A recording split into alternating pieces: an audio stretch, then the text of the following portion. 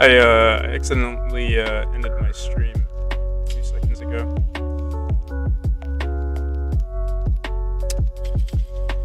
Hey, how's it going, Cat Dad? I meant to close the stream starting landing page or whatever, the scene for it, and I clicked on stop streaming.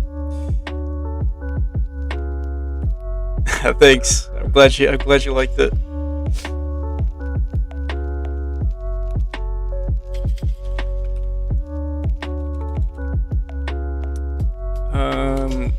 We were planning on doing something today. I already forgot.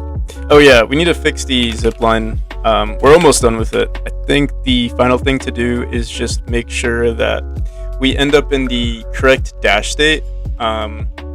Basically, at the end of the road, at the end of the zipline, we just want to make sure that we dash out. Although, I was thinking about it the other day, and we do, since we have these new, oh, I think my music is like blasting right now. Oh no, never mind.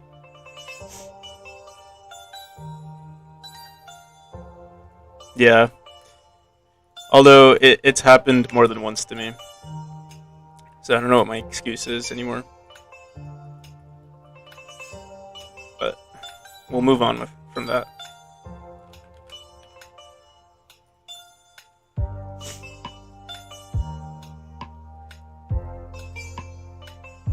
Give me 1 second. Hey, how's it going? 4423467. Welcome.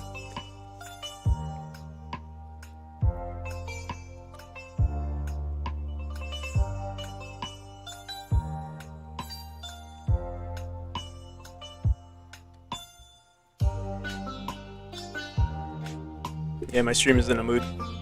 Yeah, actually, I wasn't sure about streaming today, but I thought, I'll just force myself into it. I'm sure I'll enjoy it no matter what. I just need a little bit of caffeine. So hopefully I wake up throughout the stream. I took a caffeine pill. And I'm currently drinking black tea. Two bags of black tea. So yeah, what we could do is actually put these arrows at the end. That way the player knows which direction they're going into. The only thing that's wrong with that is that if you were to jump back into it, you would be forced into, that direction. And I don't know if that's what we want.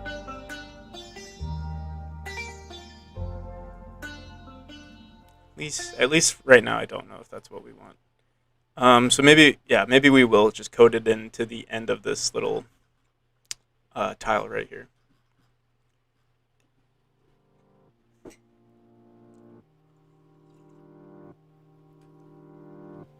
So let's do it. I'm going to open up our player and our zipline. Yeah, I think the code already exists, but I couldn't see it. Oh, what happened here? Couldn't sleep last night, so I was trying to figure out what we should do. But yeah, maybe I was a little too tired. So we're gonna go into our zipline state. I think it's in our exit state that we have this running. On zipline exit, we grab our teleport orb current direction, which is equal to our zipline moving node .getParent.get orb direction. We don't technically need to do this. If zipline moving node is not equal to null, this is where we grab it. Let's see where we set it to null. But honestly, we could do it based on the zipline parent node instead of the zipline moving node. But let's see, zipline moving node.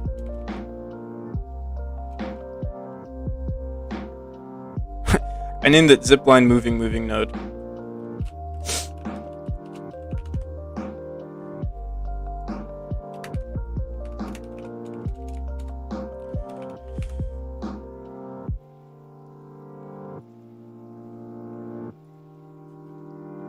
So the only time that we set it equal to null is when we die, or yeah, basically the only time is when we die, and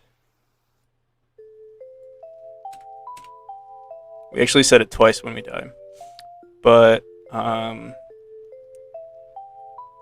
teleport orb current direction is equal to zipline moving node.getParent.get orb direction. Let's print this out because it doesn't seem like teleport orb current direction should manipulate our dash direction, but it doesn't seem like it's doing that. So I'm just going to print this over here. Zipline orb direction.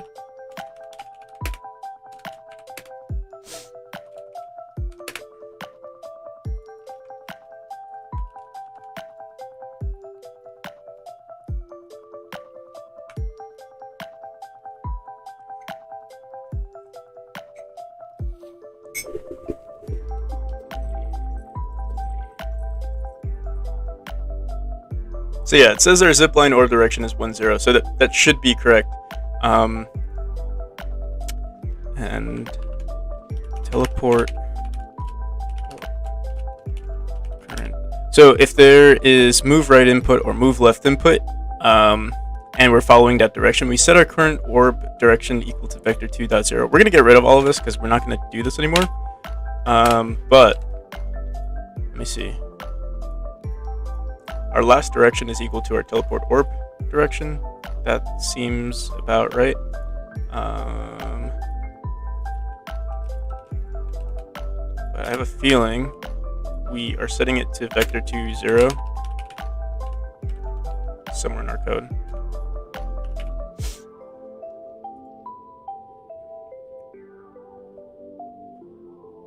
This is in our controller logic. If there's any input whatsoever, we set it to 0, and it seems when we enter the dash state, we're also setting it back to 0. So this whole dash doesn't work out. I mean, we could put this at the end. We could also get rid of it altogether. I'll put it at the end for now. You know what? Let's see what happens if we don't have it. No, we'll leave it there. We'll leave it there. Because we're always going to enter the dash state, so we might as well reset that variable.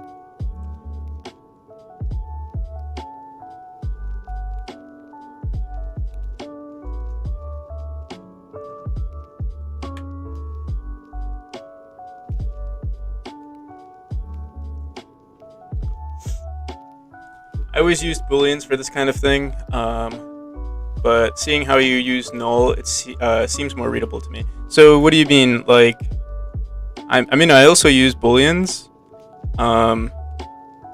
but it's usually for, like, you know, objects that don't exist. Like, I mean, you know, like for references to objects that I use null. So there we go. Now we have our dash working properly. It does seem a little powerful though, so we might like half it. I don't know if you guys, you watch, what's it called? GMTK, Game Maker's Toolkit. I kind of promised myself that I would watch more YouTube videos, or like, you know, just learn more about game dev or like more about game design. And one video that I watched yesterday was about fixing bugs that are not bugs, but like design issues that are in your game. And one of the things that they mentioned was like, if you have an issue with one of your mechanics or you think it's unbalanced, what you should do is like dramatically change some of those values and see if the mechanic works better. And then you kind of, you iterate through it in like halves instead of like iterating through it in like small percentages or like small changes. So instead of making 5% changes, you should make, you know, 50% changes. And that could like dramatically change your game. It could dramatically change your game, but it gives you way more information about the mechanic that you're trying to implement. So we're actually going to try that right now with our zipline. I think I kind of already do this with our dash here. Basically, when you exit a teleporter, your dash speed is halved. So we're going to do the same exact thing with the zipline state. So right now, wait, if our dash direction is equal to vector 2.0, our dash direction is equal to our teleport orb last direction, and then I wonder why I have this here. It seems like I'll never actually use this. Let's change this to 110, and yeah, I think we could get rid of this. I don't see a point.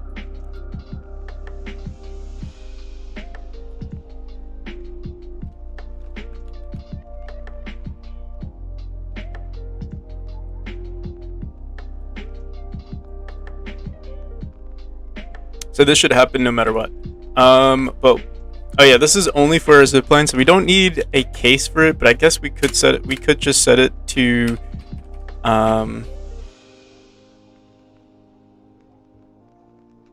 I guess that's why I had that else statement, but it's not too important.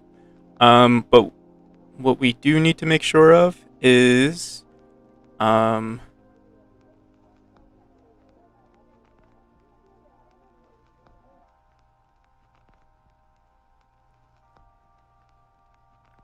we actually don't need this here.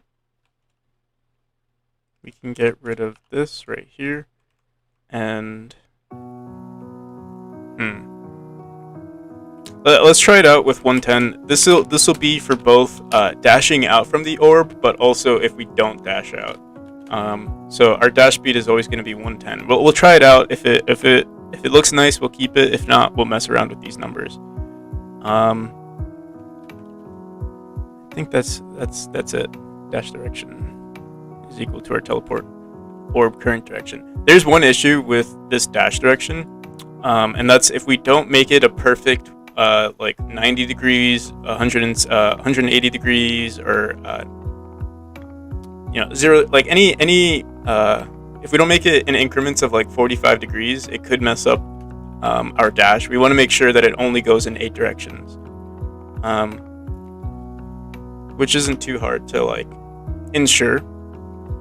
Hey, how's it going, Atomic?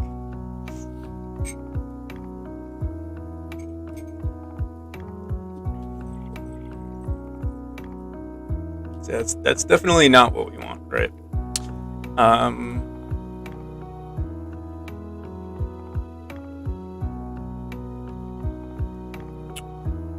What did we do? What did we do?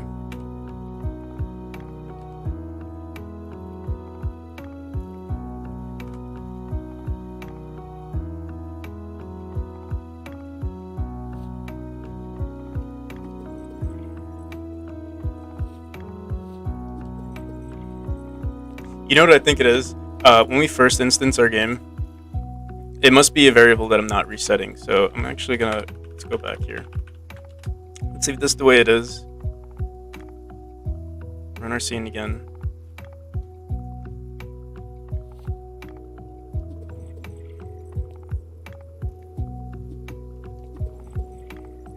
See, that's a little closer to what we want.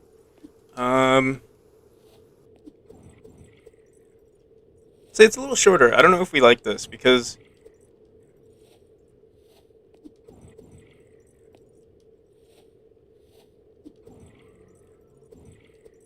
yeah, I just don't know.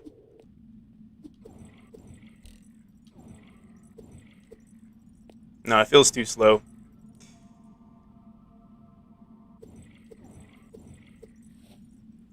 Yeah, we'll keep it at 240.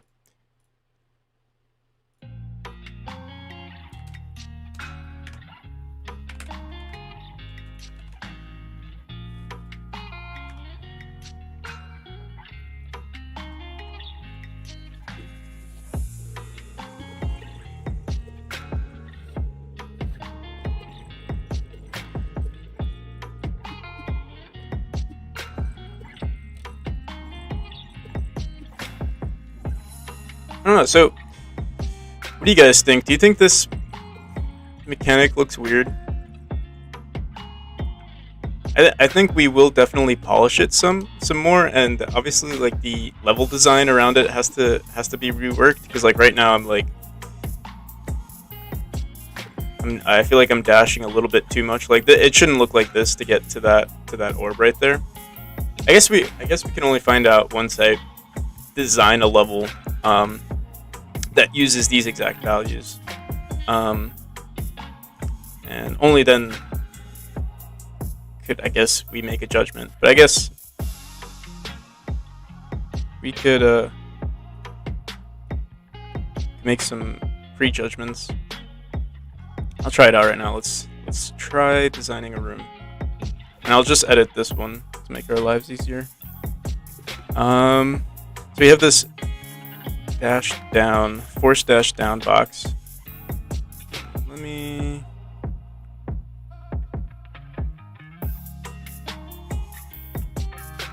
And I think what we want to do with these boxes too is add some sort of delay into it. So like once the player hits this box, the maybe it like absorbs. If the player is inside, it absorbs the ball and absorbs the player, and then it like shoots the player out, similar to how our teleport works. I think that'd be a cool idea. You have to figure out. Let's move these hitboxes, these zip lines out of the way a bit. We're also gonna have to make like an introduction level showing how this works. Let's see.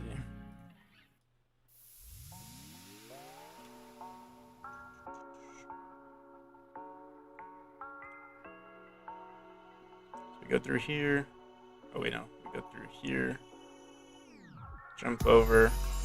Hit this zip line. You should make the speed lower and then make the range bigger, and make all the line stuff more polished. I mean, resign it or redesign it. I should make the speed lower. So are you saying the speed from the zip line slower?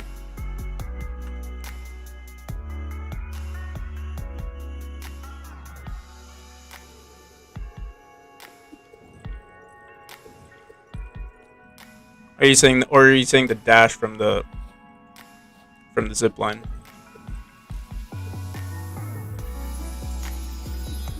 I got you. Okay.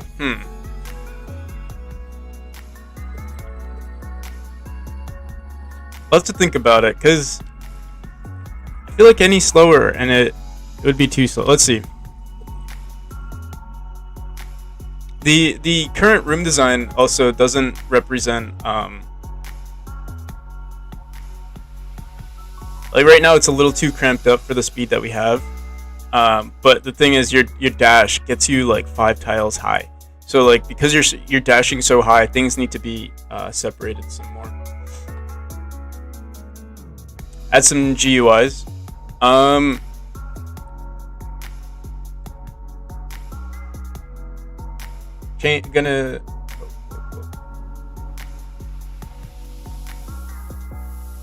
I gonna change the tile set some days? Yeah. Well, actually, this is supposed to be the tile set for this room. But yeah, the tile set for each chapter is going to be different. Right now, this is the demo chapter, so all we have are bricks and wood. And then yeah, the later chapters it should be different.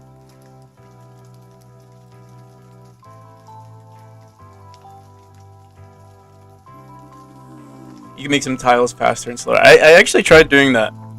Adding like friction to certain tiles, or like I tried adding like a slime tile, where you can't grab it, but you'd slide down really fast, almost as if you were just falling. It was a cool idea. I'd have to polish it some more. Let's see. I'll try lowering the speed. Let's see what we can do here. Do we have a speed variable? We do. Let's try 50.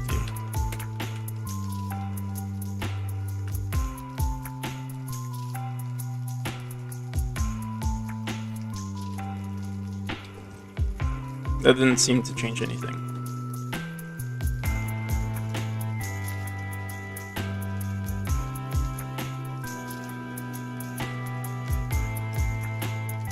Plus equals speed times delta. But it didn't. Seemed like he was going the same speed.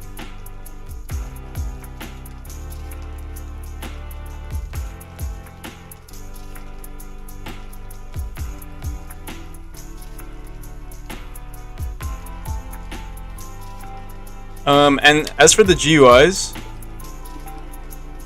So I mean, we have the main menu here. If you go into debug, it shows that or like some stats. One thing I do plan on adding in terms of like GUI or like a HUD of some kind is putting something up here to show what buttons you can press to interact with stuff. So like I want to emphasize to the player. I don't know if it's going to be hard for people to know that they can grab walls. So whenever our raycast detects a wall, I want to make sure that the player knows that they can press it. So yeah, I was going to emphasize that. Maybe we can emphasize pressing B on, or pressing interact with these objects here. But it's kind of hard because you dash into this. You don't actually activate it. It's based on the state that you're in, not based on the input you press.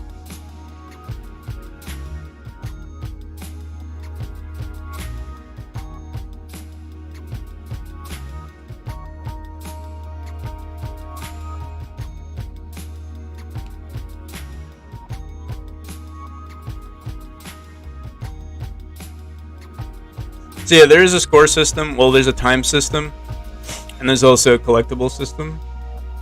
And I did have coins at some point. I think I'm gonna remove the coins just because it seems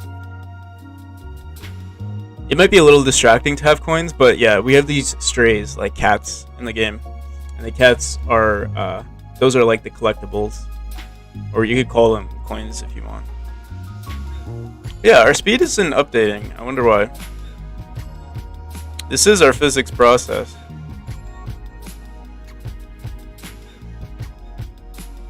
Let me see. Where did we set speed? Maybe we update speed somewhere else.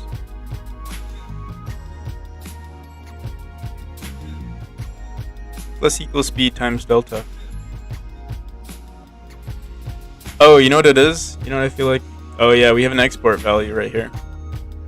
So our export value is updating. So we're at 150 actually. So let's do 75. See what that looks like.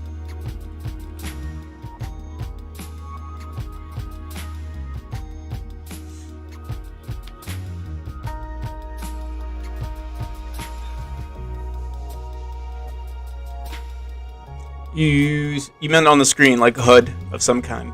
The only issue with adding a GUI is like what's the point, you know? Everything that you could do in the game is already in the game. You know what I mean? Like there's no information that you would need.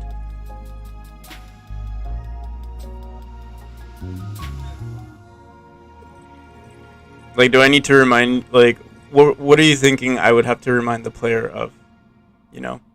You die once, so you don't need to show the player's health. Time is intimidating. I guess I could add an option to show the amount of time that the player is in.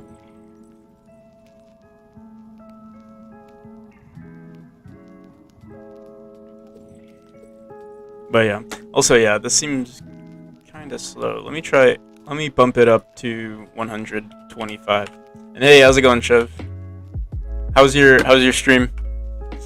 I think I was there for like the last 30 minutes or so of it. So I don't know if it's because I'm so used to the fast orb. Let's see. Yeah, 100 is not too bad. Or what is this, 125? But yeah, our dash might seem a little too powerful here.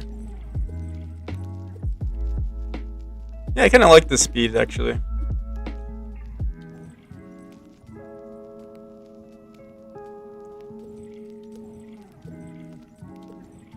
It gives the player more time to think.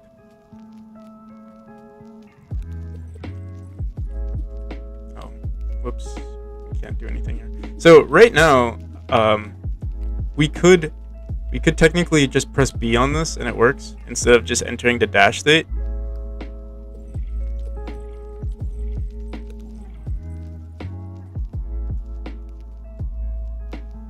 I don't know how I feel about it. And because our dash is so much slower, maybe we could mess with the player's zipline speed. So yeah, right now it is 140. Let's try 110 again. Maybe that was the difference that we needed.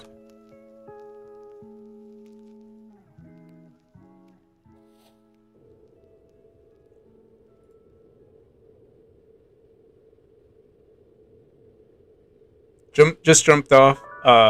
3 hours and 40 minutes. That is crazy. I don't think I've ever done a stream for that long. I think my max is like three hours.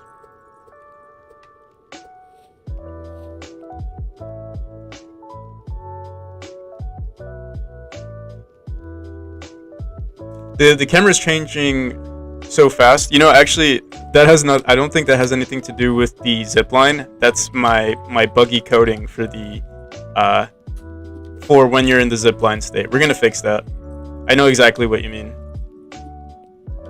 It like updates way too fast. It should just follow the player.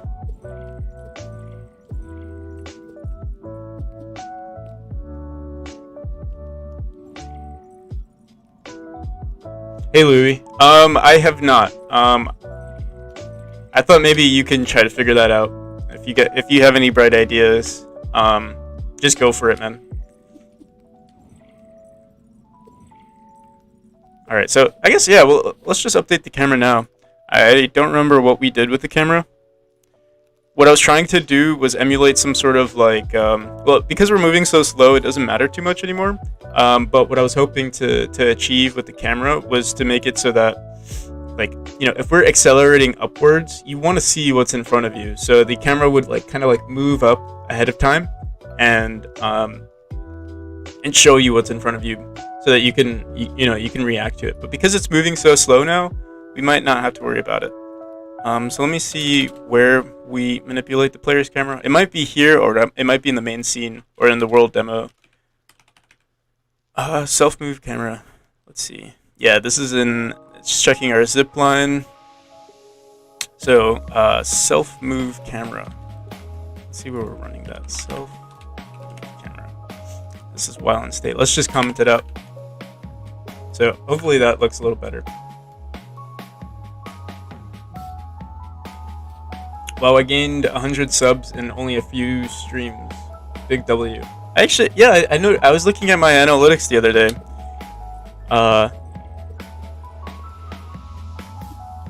It was kind of nice to see an increase in subs. I mean, I don't really pay attention to it, but you know, like after a while, you look at it and then it's like, oh wow, that happened. They're humble numbers, though, you know.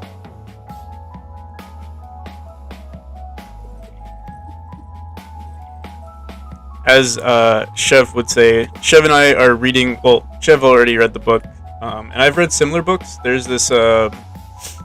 You guys have probably heard of the book called Atomic Habits. It's like about making small changes in your life, or like small habits, adjusting the small habits in your life that lead to, like, you know, major results.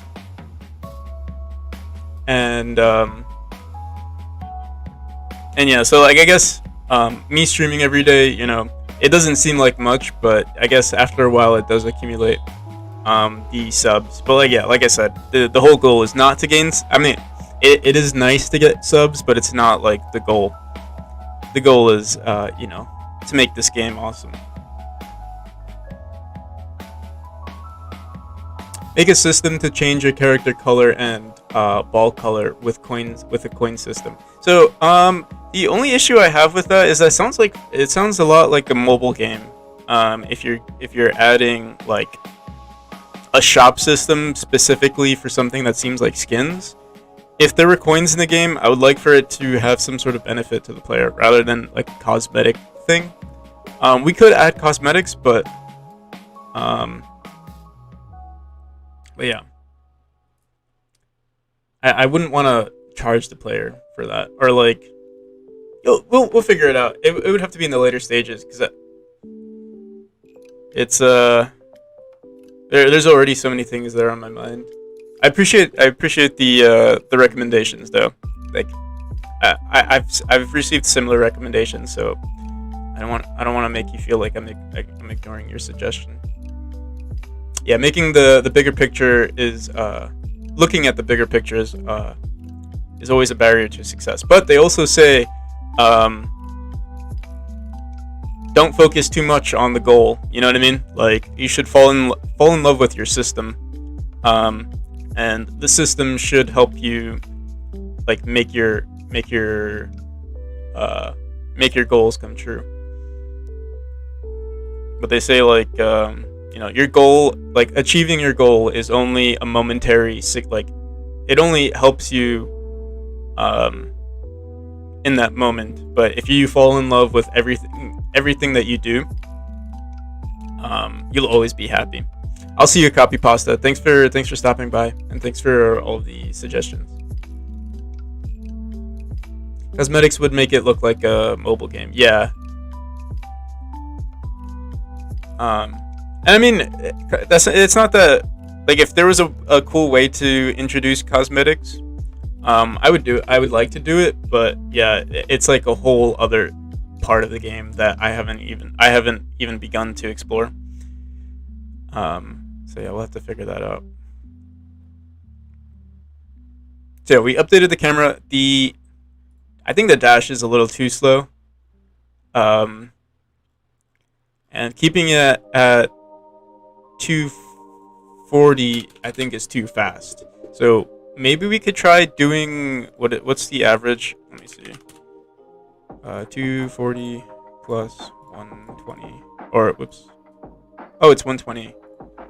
Divided by 2 is 180. So we could try 180.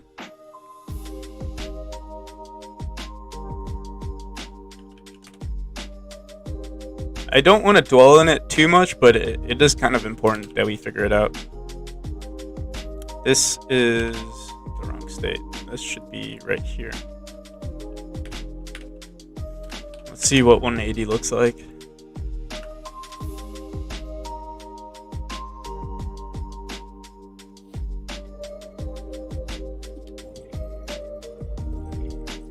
Okay, yeah, so this is a bug right here, and I think it's because we don't reset some of our variables.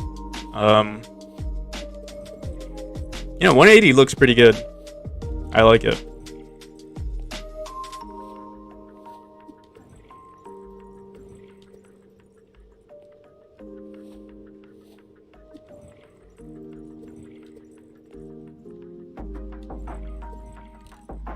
It almost seems like a jump.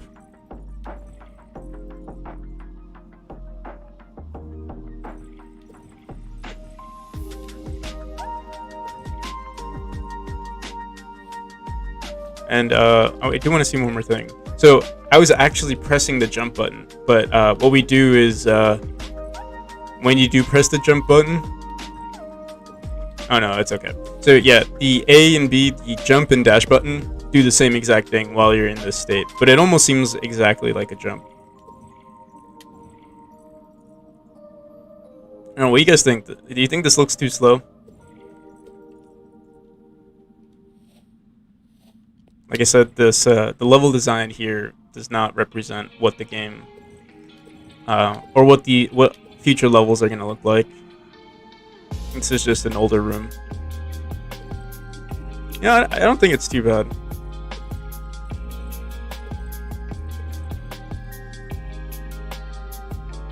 But you know what? Let me try increasing the speed just a bit. I think right now we're 125. The original is 150.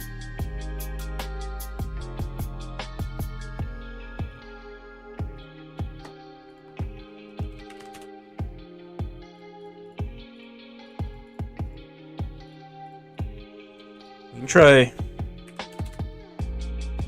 140 maybe.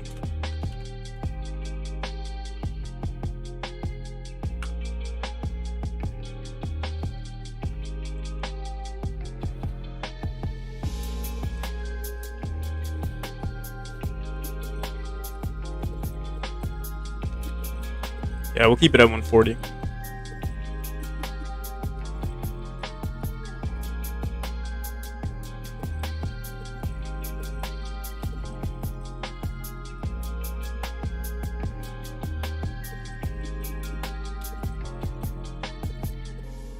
Okay. And another thing I think we want to do.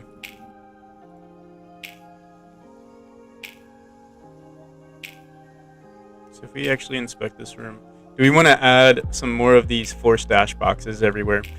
This looks a little ugly. Let me get rid of this.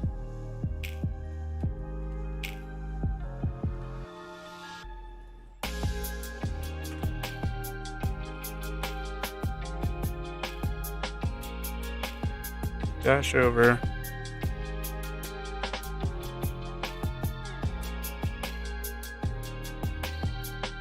Think about this. Let's just make this bigger.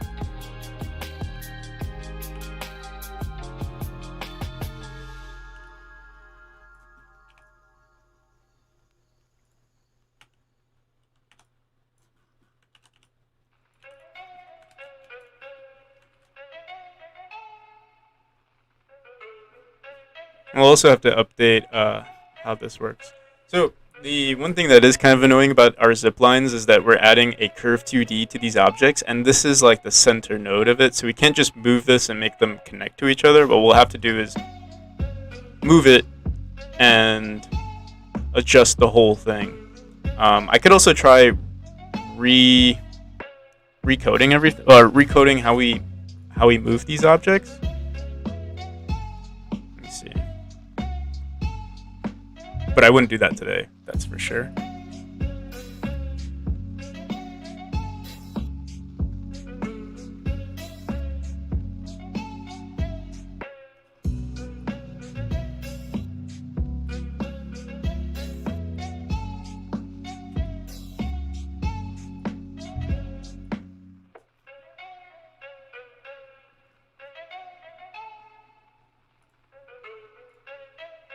We could also do something like that.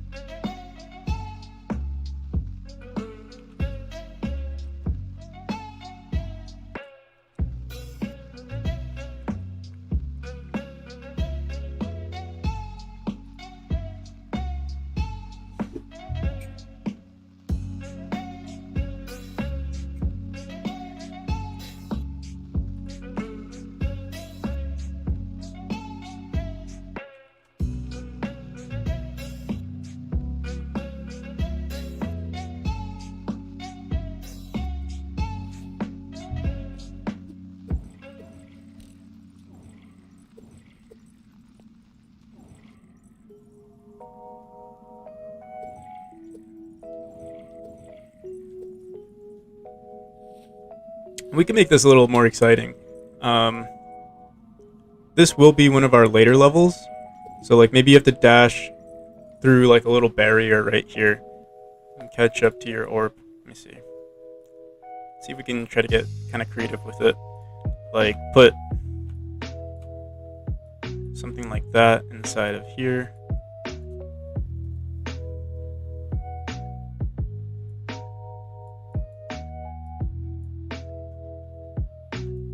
Definitely have to. Let's see what we could do.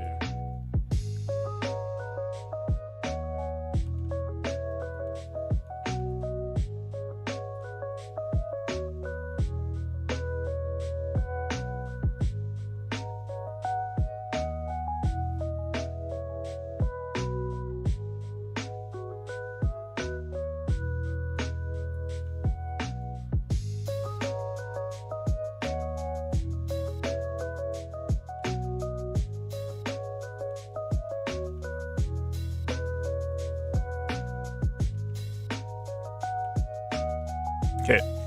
After we design this little section here, I do want to add the timer and like add some more effects to this box. So it looks obvious that you get caught in it, and then like the first time the player experiences this forced dash box, they should die, and they should see what the effect does. It like absorbs the player, then poof, shoots them out. I think that's what we should do.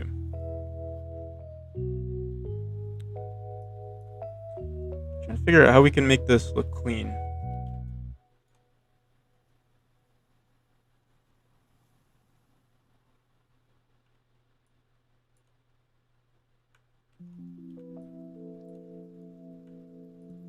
What's going on here?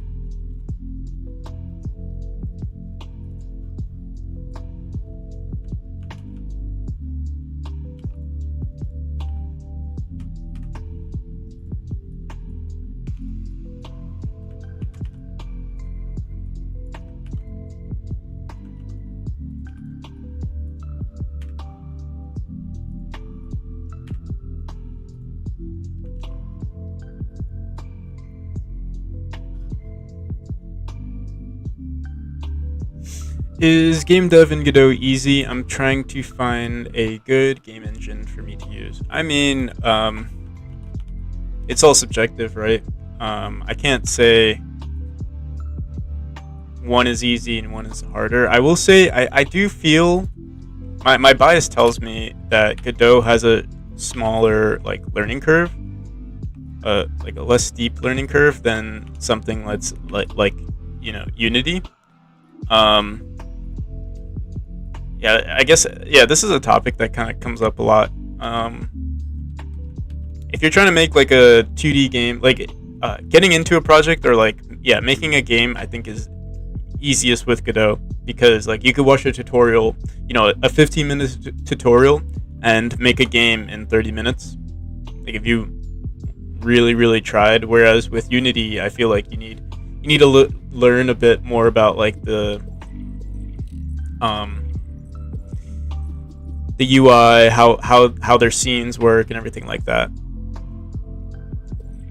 But yeah, like I said, I think I also might be biased because I use Godot so much. So we'd want to force the player to dash to the left to avoid this box here, or wait, actually, maybe not. Maybe we could leave it the way it is. They're forced out, and then they have to catch it again. That's also an option.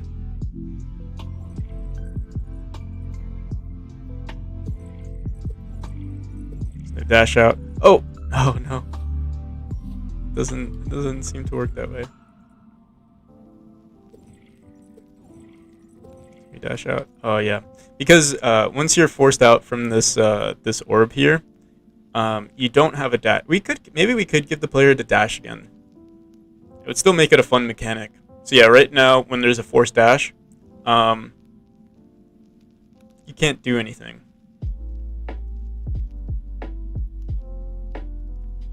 But if we add a time, we're gonna add a time delay to this object anyway. So let's do that. Let's like make it light up or something. When it does that, shoots the player out.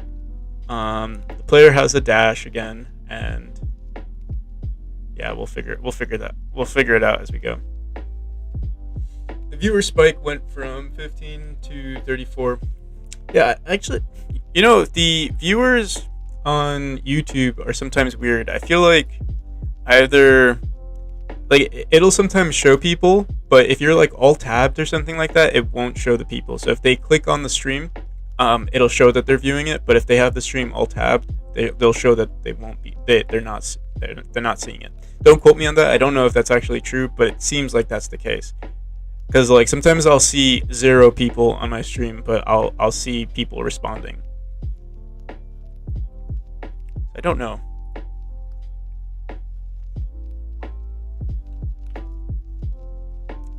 But yeah, let's try coding. We're gonna basically do something similar to our teleport state. So I'll show you guys what my teleport looks like. Our teleport mechanic. There's like a delay. Oh, and one other thing we want to do with this. Let's see if we can find it really quick. Visible equal to false. Yeah, I think we do it here.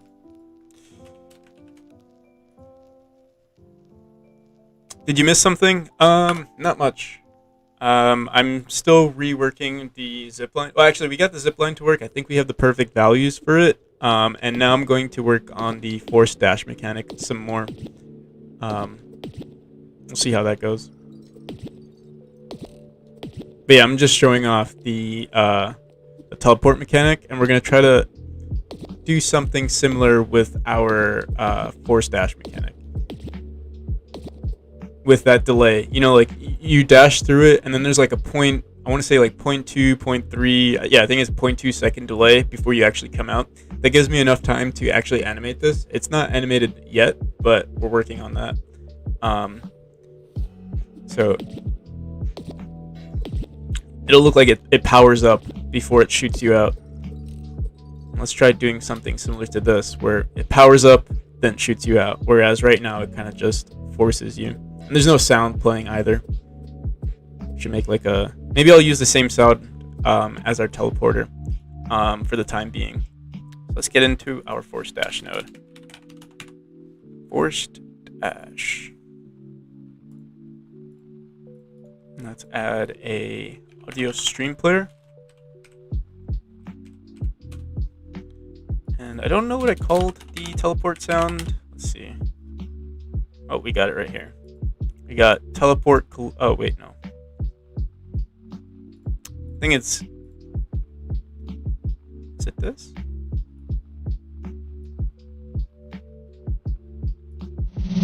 Nope, that's not it. I think we called it import or export sound. Import teleport. There we go. We'll use this as a placeholder.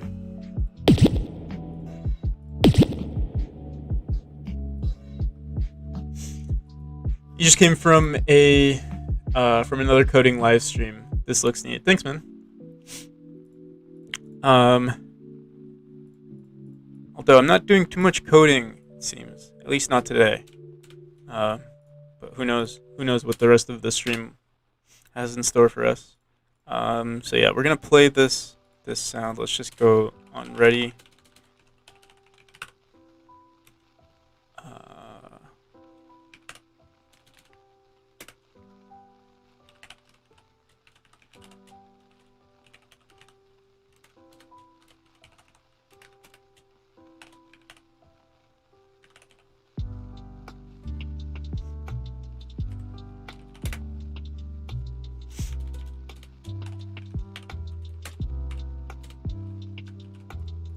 So I guess yeah, we'll just run it here.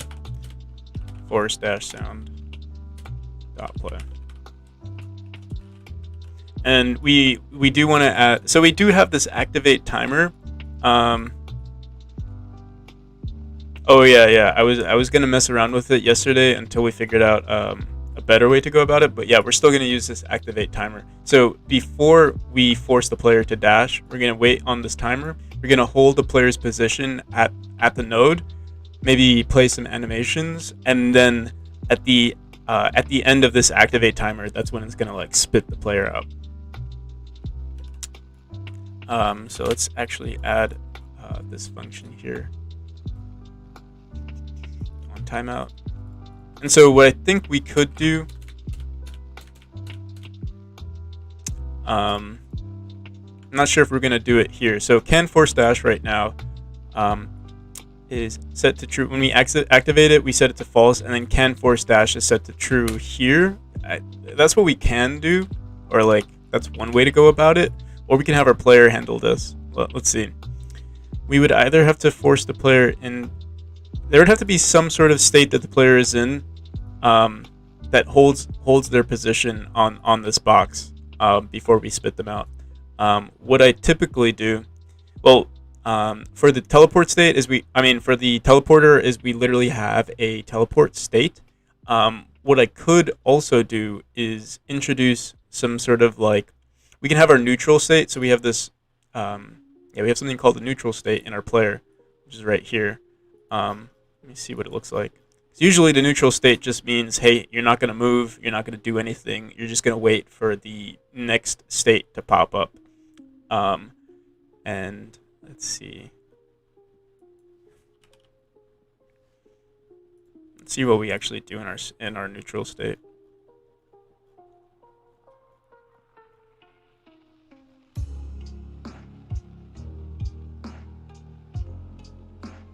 So if can dash and dash input, we dash. If we're not in the neutral state, we just enter the false state, and then if we're in the spring, we bounce.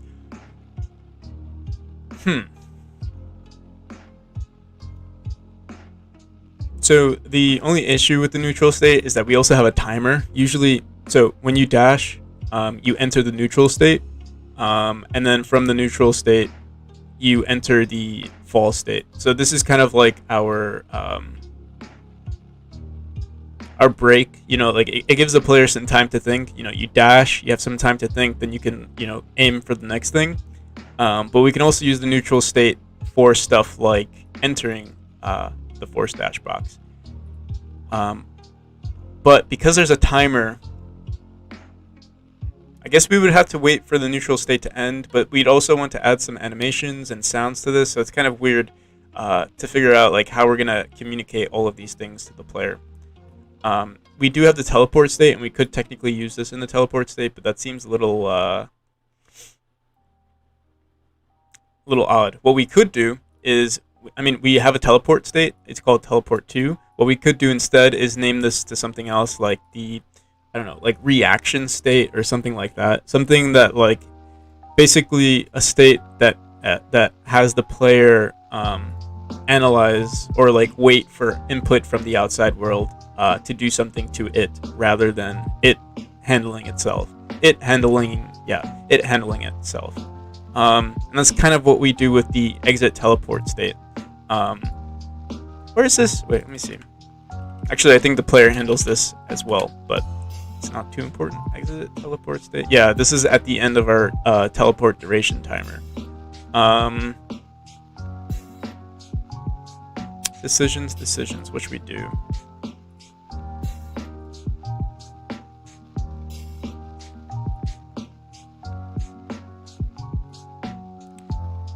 So can force dash. If we enter, let's see how this works again. If the player enters the hitbox, we immediately run activate node on, where is it? Force dash. Where are they on force dash?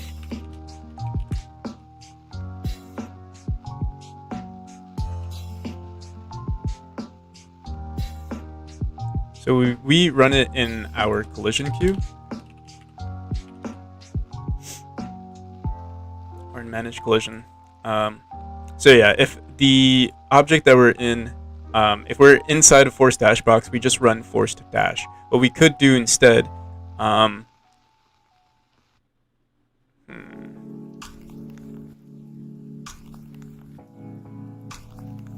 let's try this out. I'm gonna back up everything, and then we're just gonna go straight into it. We're just gonna start coding, see what we get out of it. I'm not even gonna think.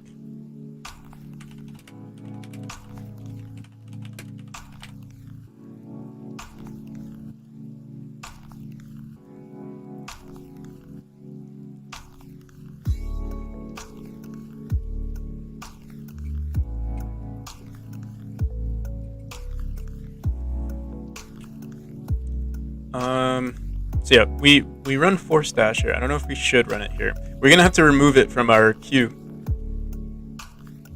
Actually, we don't actually have to remove it from our queue. We could still run force dash. Let's see. But if we're running force dash, we would want to change our player into the neutral state instead. Let's just try putting them in a neutral state. I think what we do right now is, if we're in the zipline state and force dash is equal to true, we force them into the dash state. We're going to force them into the neutral state instead.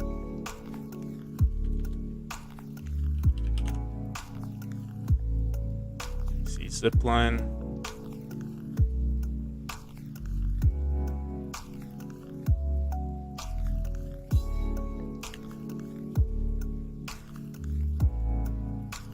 If jump input, dash input, or force dash, change state to dash. We're going to change state.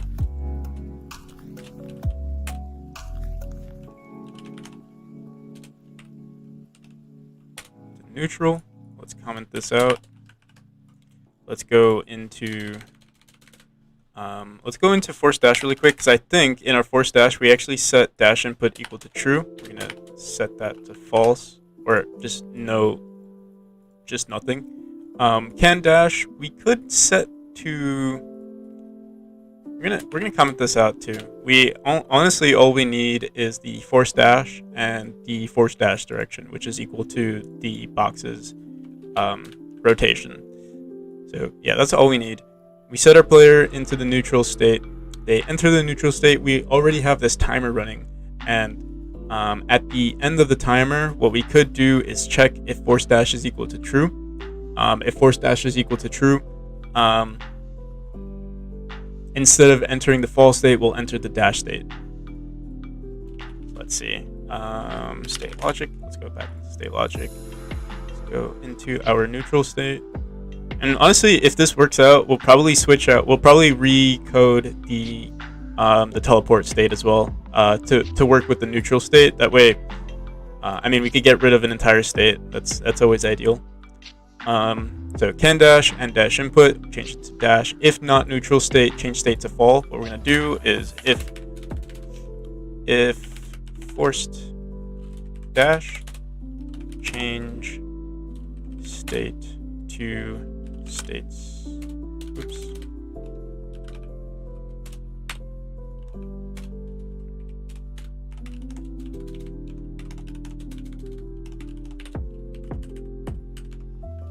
Yo, how's it going, Epic Raisin? Welcome.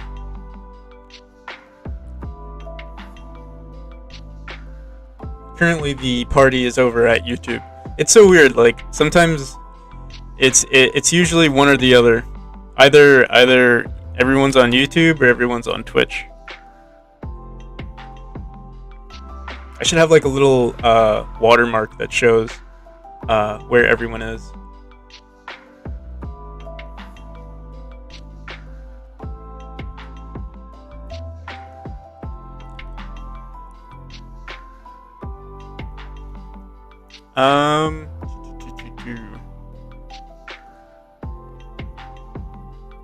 So is there anything else we need to do? Let's see. So when we're forced into the dash state, we actually don't have anything that handles dashing from the neutral state. Or I think we do actually, but I'll have to look at it. So in our enter state,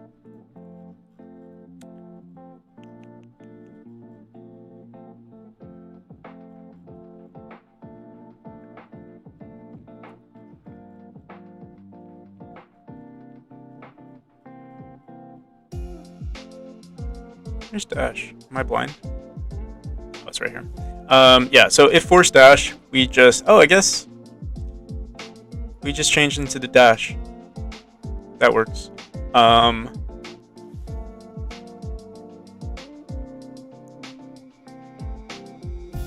Yeah, we could work with this. Let me just look at our dash code just in case. So we're running dash. If force dash, we run this. Else, we run that. It should work. Let's bring our player to a force dash node.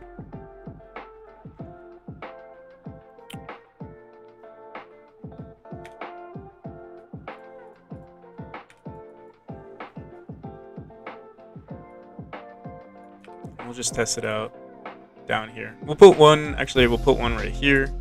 We'll put these right here just to see if they work.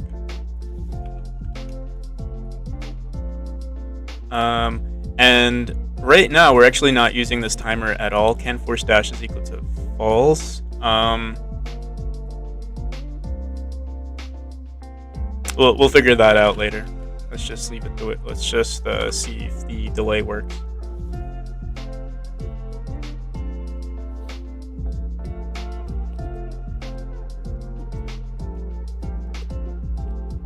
It doesn't work. Let me see. We're going from the jump and then immediately into the dash. So it's not forcing us into the neutral state. Oh, and it's because we only handled it for the zipline state. So let's see what happens here. Go in. Yeah, there. That's what's supposed to happen. But yeah, let's just handle all these other states. So that was the jump and the fall state.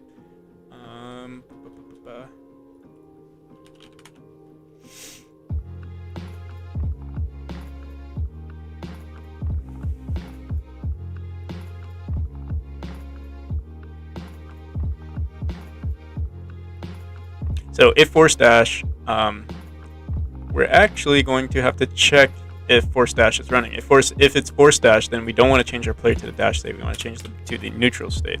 So if forced, oh.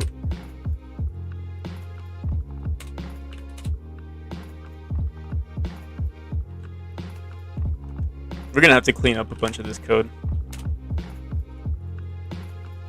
We also have to make sure if force dash is running that can dash is actually set to false because then if the player is in that little time, that little restriction. Actually, no, we could leave it the way it is. If the player wants to dash afterwards, like if they want to dash sooner than they already can, we should let them. So yeah, we'll figure that out. But let's put this in the fall state as well. I think that's down here.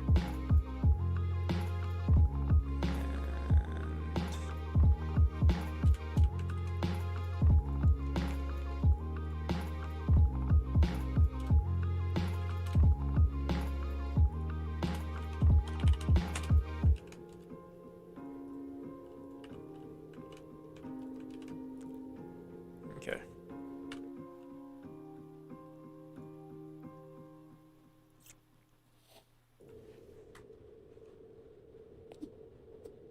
So yeah, that's what it's supposed to look like. And we'll also reset the player's global position. Right now. Oh, we also have to do it for the dash state. It's very similar to it's actually very similar to our portal in a way.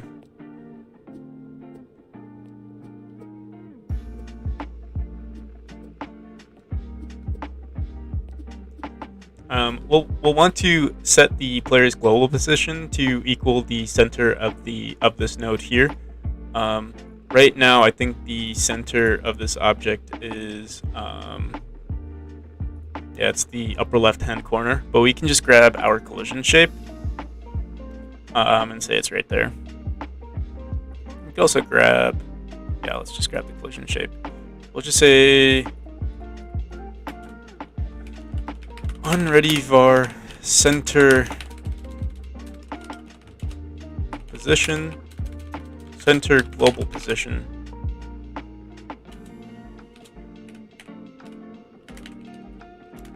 Is equal to collision shape dot global position.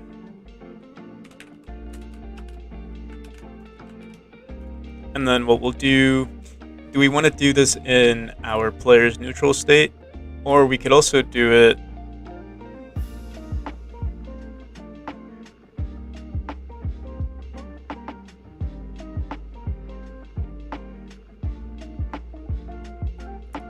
here technically, but I like everything to be in one spot, so let's do it in our player's neutral state, on the entrance of our neutral state. So enter neutral state, we'll check if force dash is equal to true.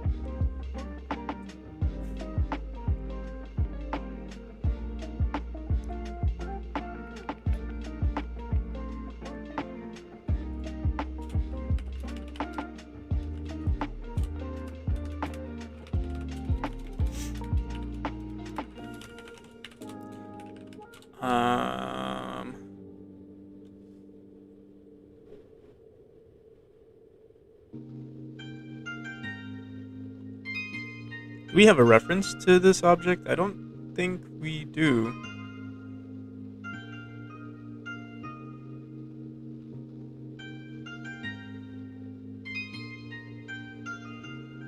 Well, we do have it in our collision. Let me see. Not activate, manage collision. So I can either save it as a variable or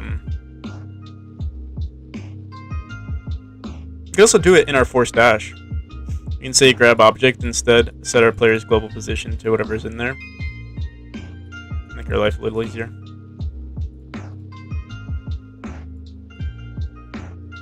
So instead of grabbing object.force direction, copy this, just save it as object, then go into force dash.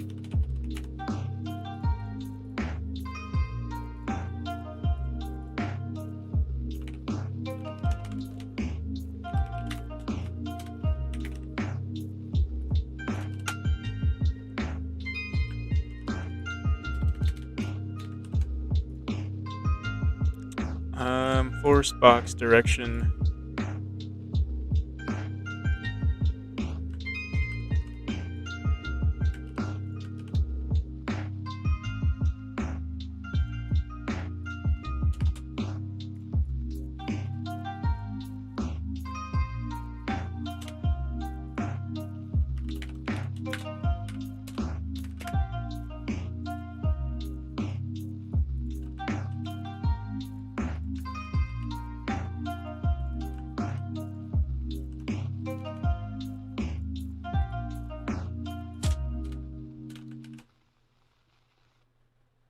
So yeah, something like that. Oh wait, and let's put this in there. Okay. So it should work should work similar to our portal. We'll probably make our player invisible while they're inside of it. Yeah. Okay. And right now, while you're in the dash state, it doesn't work. If you do, only thing I'm concerned with is the fact that if we come through here, it's.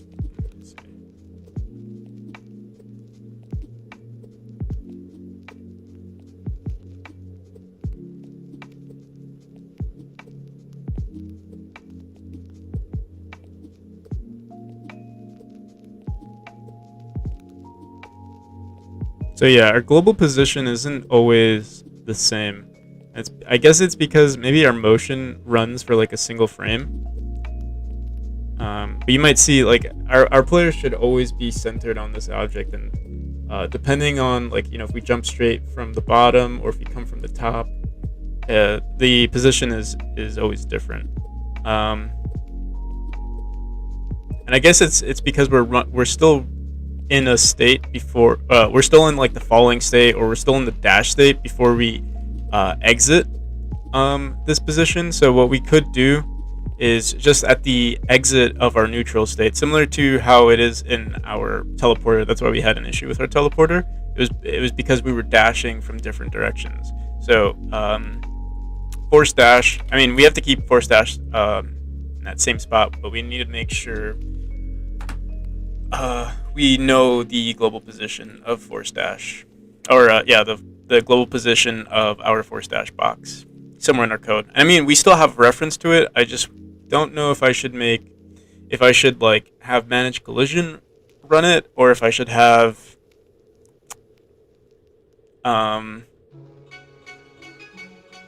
if we should just have a reference, like a random variable. And right now I'm thinking let's just make a variable, just to hurry up the process. So let's do this. We have a neutral state like section here. No, we don't. But I'm sure we have var neutral. Yeah, right here. So let's just call this neutral, and we'll say var teleport box, or what is it? Force dash box. Hey, how's it going, Lachender Werfel? I hope I'm probably butchering your name. Is that German?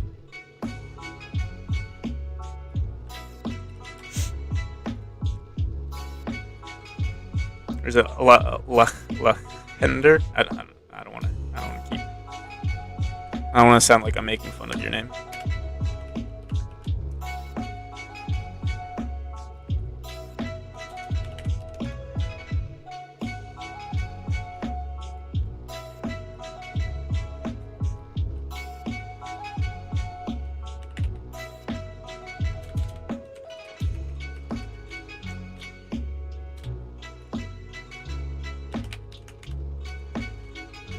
What did we call it?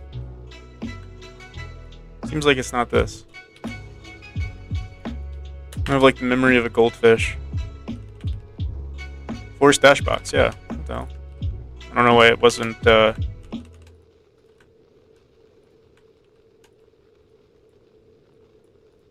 wasn't automatically saving it.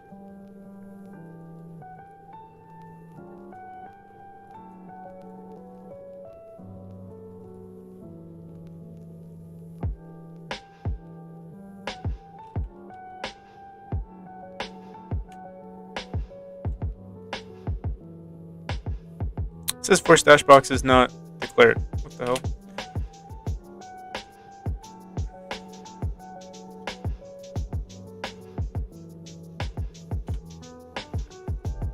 Var force.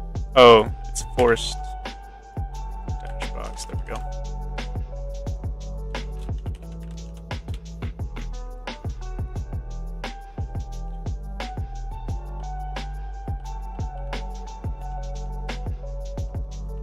we? Oh, there we go. Okay.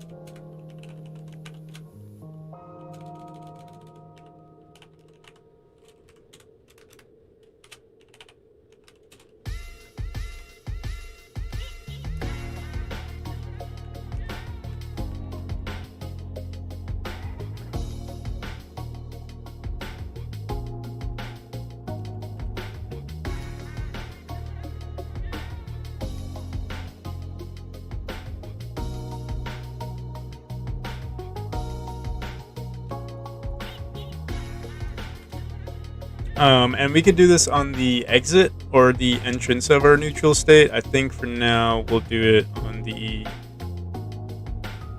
end. Do we want to do it on the entrance? Let's see what happens if we do it on enter state. We might have to do it on the exit, but yeah, it really doesn't matter where. Look at that, if force dash is equals to true.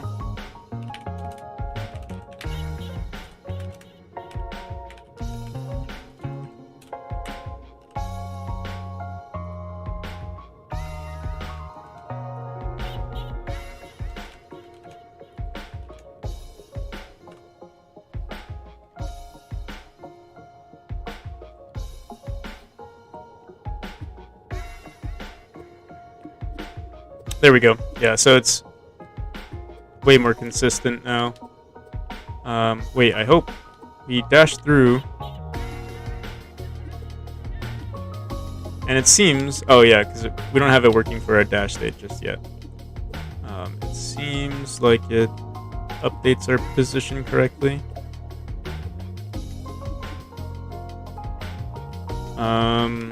Wait, no.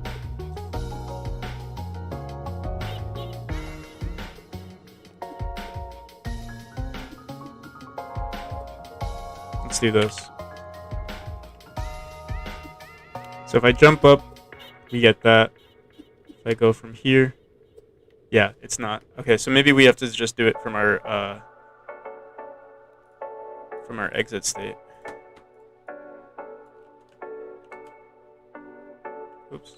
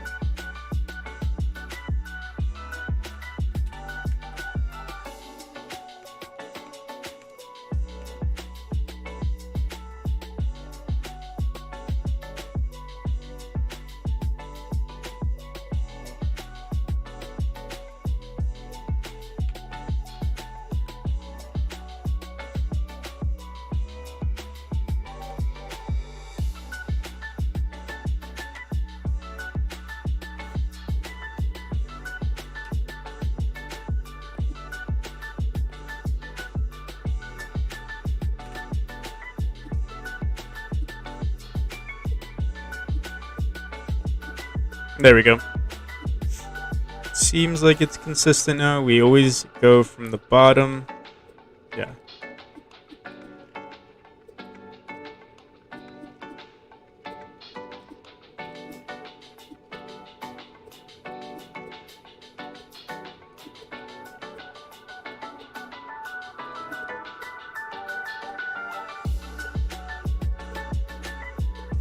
We should also add a timer to these objects so that they can only force the player to dash once, and then maybe we'll add like a 5-second delay, not a 5-second, maybe like a 2-second delay, similar to our dash orb. And I do think we're gonna give the player the ability to dash again. I think that would be fun. I don't want to limit the player, you know.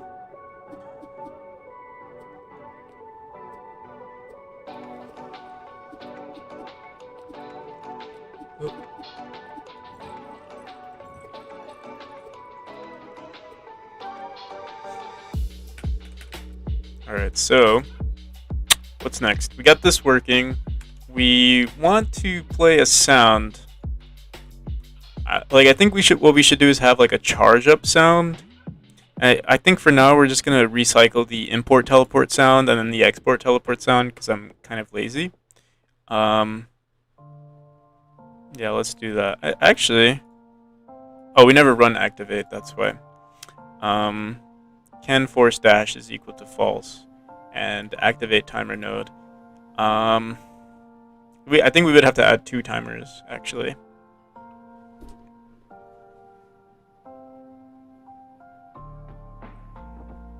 One for the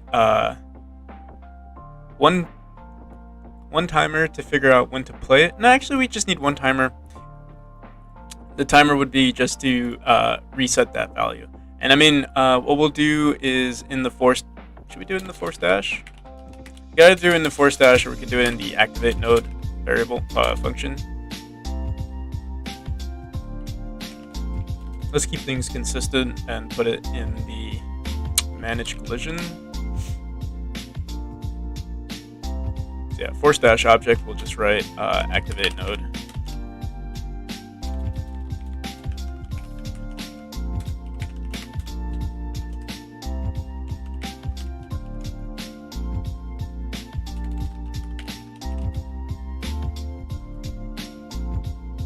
So technically, I've been doing it here. You know, I just realized we have all these activate node functions. Like, I feel like we don't need to check. Either in the activate node function or in the manage collision function, we don't have to check what type the object is in. It's a little redundant, but we'll do it anyway for now. So what is it? Force dash box.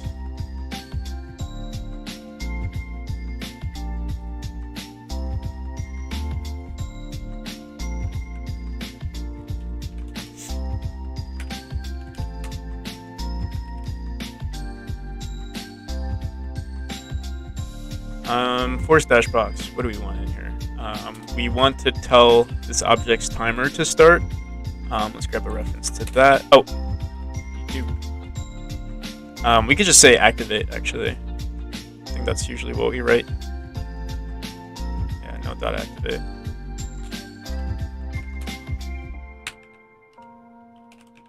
Hey, how's it going, SAS1?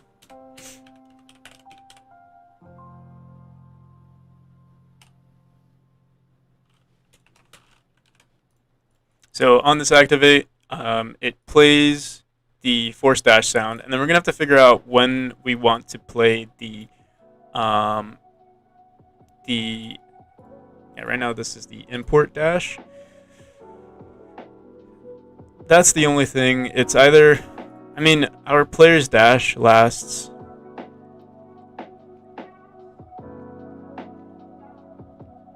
Maybe we can have this force dash box handle, or like we'll have our player check when the box wants to release the player, and then that's when it'll play the sound, and then that's when the player would exit the neutral state. So I think we would want to actually redo our player's neutral state to, like, it's either the player's neutral state comes from one of its own states, which is like, you know, the dash, or yeah, I mean it's only the dash. But if it's something like the teleporter or the force dash box, it would wait for the object to communicate to the player saying, hey, you can exit the neutral state now. I think that's what we'll do. Only thing is, I want to rush through this. Like I'm just like trying to get all of this stuff done, and that's gonna take some more time. So I have to figure out, like, do we want to waste? I don't want to say waste time, but do we want to spend time, you know, optimizing this kind of stuff, so that future me doesn't have to worry about it, or do we want to just, you know, bulldoze through all of this and get it done as quickly as possible? That's a question I have to ask myself. Hey, what am I working on? So I'm working on a platformer. I'll show you some gameplay, actually. I don't think I've shown my gameplay at all today.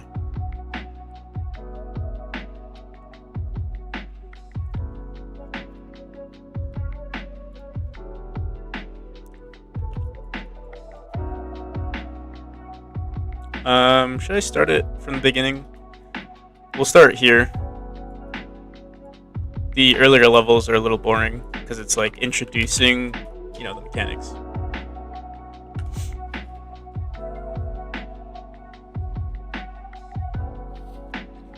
So yeah, it's heavily inspired by Celeste. We've got the dash. You can slide.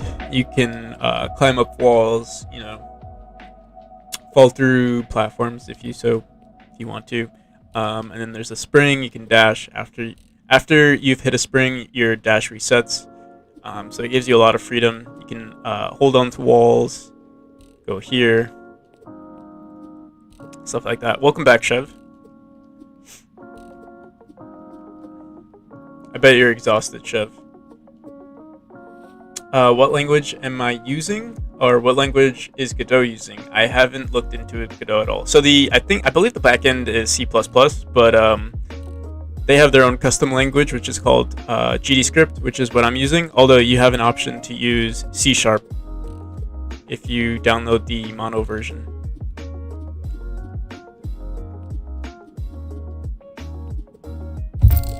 Oh.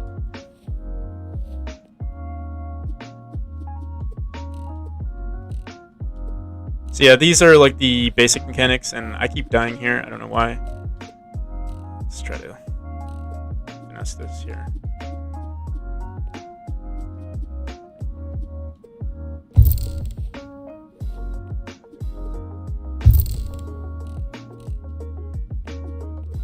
But yeah, this is the majority of the gameplay. It's probably, if you ever play this game, it'll probably be a lot slower.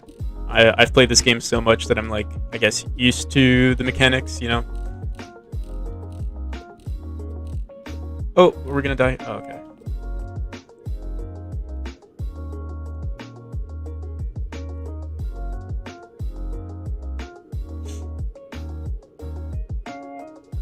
You'll definitely play it when it comes out. That's awesome. That's awesome to hear. Thank you, man.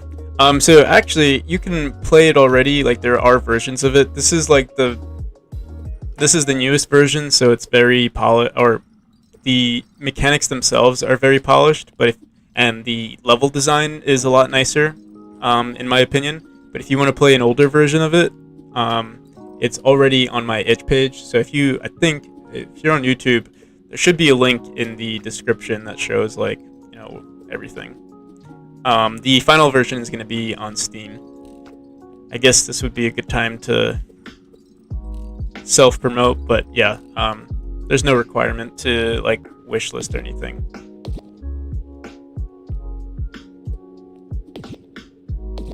And yeah, and this is the teleport mechanic.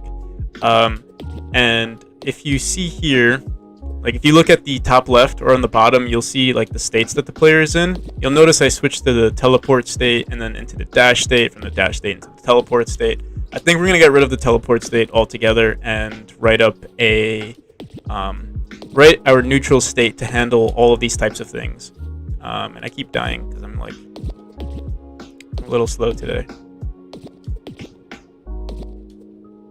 Oh, look at that! Didn't know that was even possible. Also, having our debug here is distracting.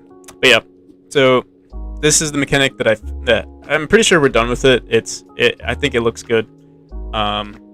So all that's left to do for this demo is the zipline mechanic, which you'll see in just a second.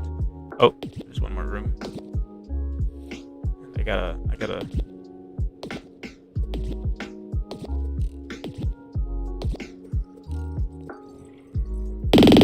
Whoa. Okay, so the reason why that's happening is because we're constantly running the activate node. The second we activate it, we want to make sure it doesn't activate more than once. That's why it sounds like that. But I guess that's the point of this stream. We're going to, I guess we're gonna, maybe we should handle like what we do with all of our, like how we handle collisions and all of that jazz.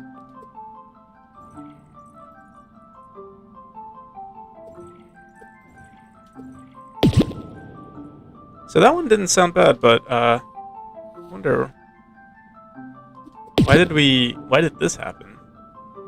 Our camera moved, and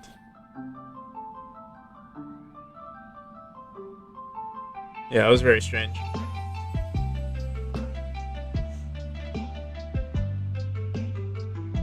Thanks for stopping by, Dr. Yuzu. Reminds me of Donkey Kong barrels. If you want, send me a link and I'll look at it. I'd like to have some sort of reference. Maybe they do it better than me. Thank you, Dr. Yuzu. Appreciate it, man. Peace. Okay, so yeah, this is a little buggy. I mean, we haven't fixed it. I actually don't know why the camera is doing that.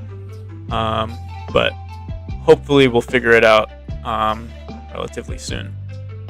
What I'll do here is, let's make sure. So there is a quick fix that we could do. We could just say that after we've activated it, we can either remove it from our collision queue. That's one option.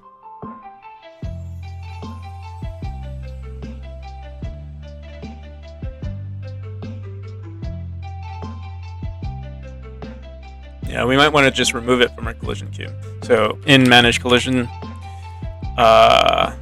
right over here, we'll just say, oh yeah, look at that.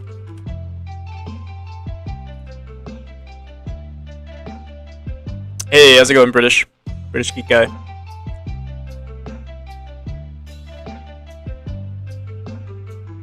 Yeah, it might be that it's shooting the player out like a cannon. It's like poof, and then yeah, our camera bounds are, they're bound to the tile map, so you might be right there, Chev. I switched from Unity to Godot today. What do you think? I can't give too much of a... There's not much feedback I can give on that. Except, yeah, you got some learning to do. When it comes to deciding, like, which one is better, it's all based on preference. Personally, what I like about Godot is that, if you have a small scope, like, Godot is perfect for 2D games, and, I mean, it's good for 3D games as well, but, like, I don't know. The thing is, like, I feel like Unity and Unreal, those are engines that are great for, like, AAA companies or just large companies, and I feel like Godot is just perfect, for the solo dev. That's just my opinion. Also, pressing jump for some reason doesn't work anymore. We'll have to fix that, because right now I'm pressing jump and we're just jumping out, but but nothing else is happening. Also, we fixed. What is going on here? What did I do? We're in the idle state right now, so we've landed somewhere in our world. Our player is just hanging out.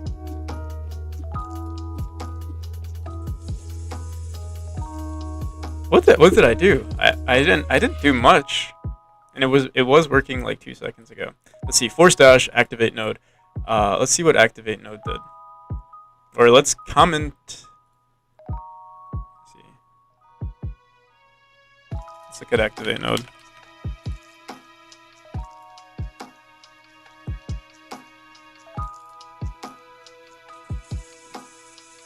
All we did was node.activate. I'm gonna let's comment this out for a split second.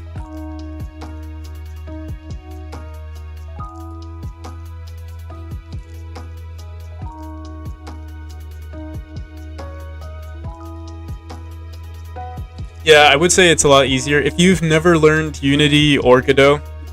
Okay, so it's because of the activate node. Whatever we did in activate. Let's see.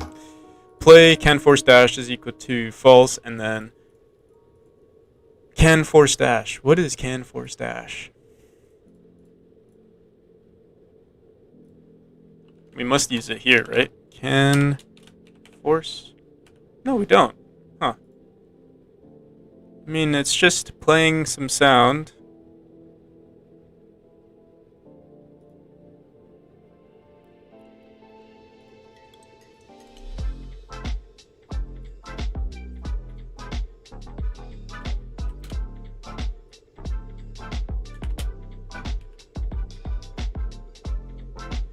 Can force dash. Let's try it again.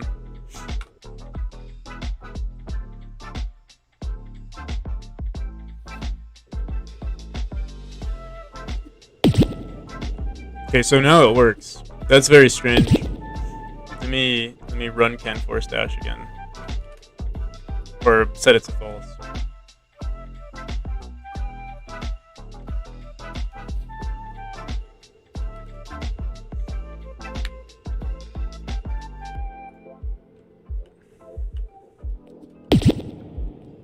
Very, very strange.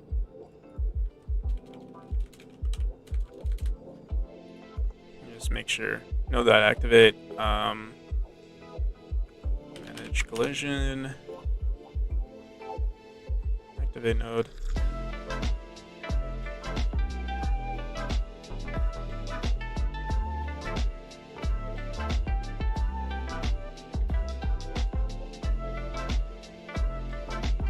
It's kind of concerning that that happened.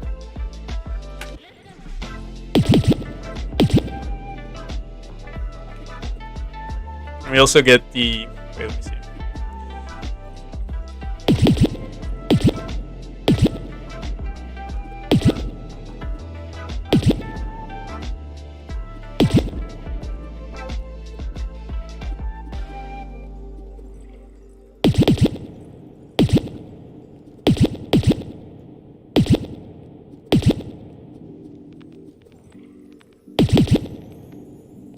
So we're getting this sound to play twice. One, I guess one from our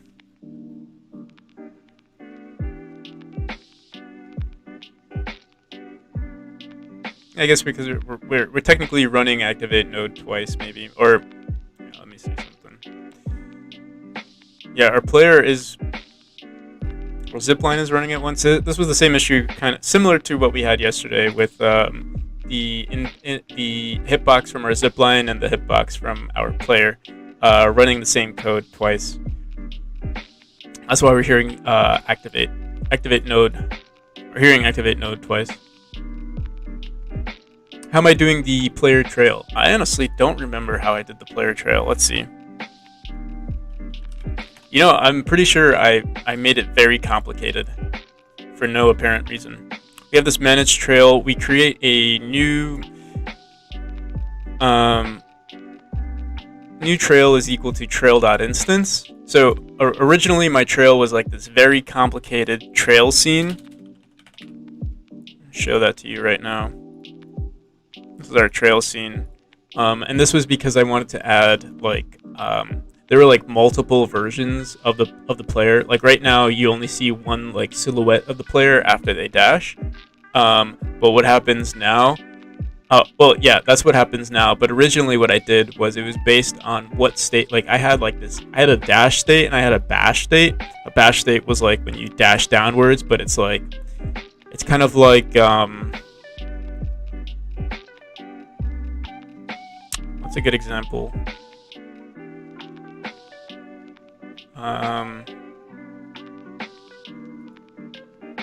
Can't think of a good example right now. It doesn't matter too much, but yeah, we don't use any of this anymore. All I could do is just what I could do now is just grab what the player's last state was and use that as the silhouette. It would be a very simple way to do it. But yeah, all I do now, I think this still handles it, is that once you've dashed, I set the object's modulate to like, we keep making it fade away, and then once it hits less than 0, we queue free it. So yeah, if it's greater than 0, we keep subtracting some stuff, and then after that, we delete it.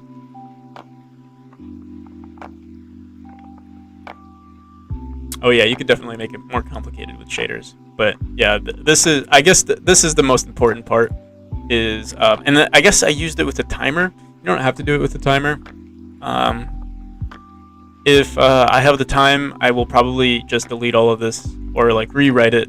It should only be like four or five lines of code.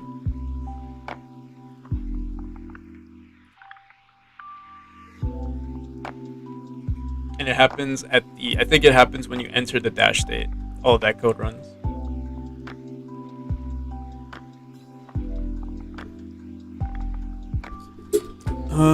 Okay, so what were we trying to do?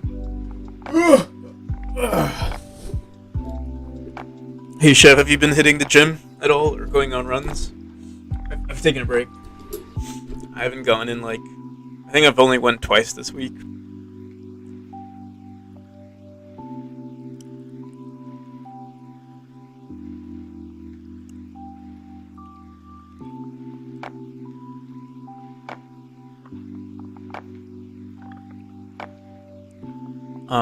Let's see.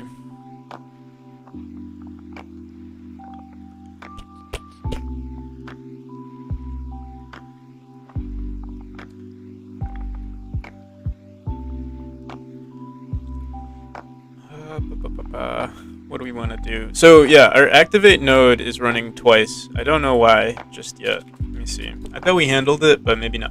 Oh, I think the way we handled it was to make sure that the player doesn't enter the force dash twice, but we don't have a way to handle. Let me think. If we look at force dash, yeah, if force dash is not equal to true, this is the only time that we run it. But what we really should do instead is handle it with our manage collision function. And so what we'll do, let me think. So the thing is, we're removing it from our queue. That's the problem. I think what we could do is, instead of running it here, is once we've activated this node, then we'll remove it from the queue.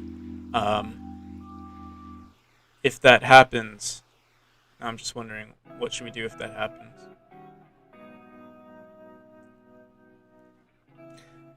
No, not recently. It's cold out, but I am still on my keto diet. My weight's been stagnant, to be honest.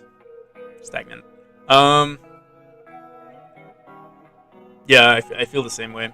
I haven't been, like, I don't know if it's because I'm cold or because I'm lazy or because, like, I've been like, usually I would be at the gym right now at this time. But I'm here streaming. So I don't know, like, if I didn't stream, I would be at the gym. If I'd be at the gym, I wouldn't be streaming. So it's like I can only pick one. And lately, I've just been picking to stream.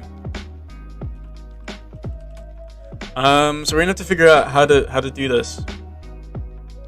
What's a keto diet? A keto diet is like I don't know too much about it, but I know it's like the majority of your like the calories that you consume is based on fats. So you're eating a lot of fat and not too many carbs. And what that does is it puts your body in something called ketosis.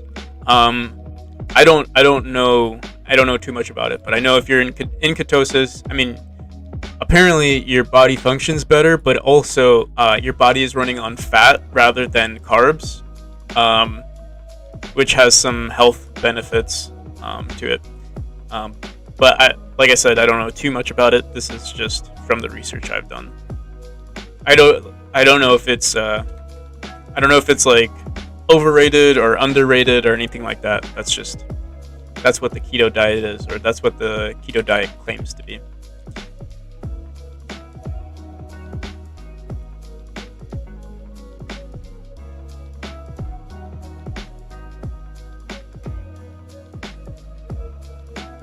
So yeah, Chef says it's pretty much no carbs, 35-gram limit for the day, and that's a slice of bread and no sugar. Oh, okay. So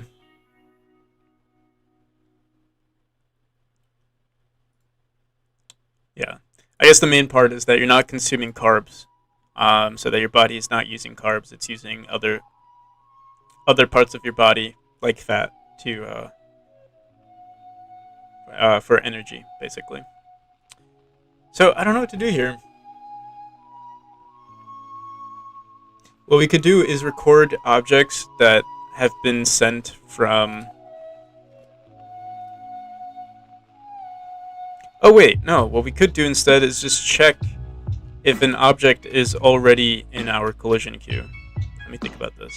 If an object is already in our collision queue, it wouldn't run more than once. But it would run more than once because we would exit, it would run this code, and then it would check. Like force dash would check again.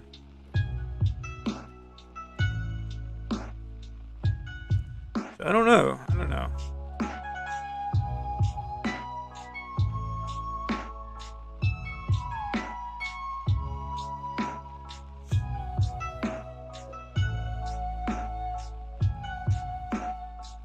Oh, don't worry about it, Chev. It's mainly me talking to myself. I'm just trying to make sure that we only run... It is very unorthodox what I'm doing, because...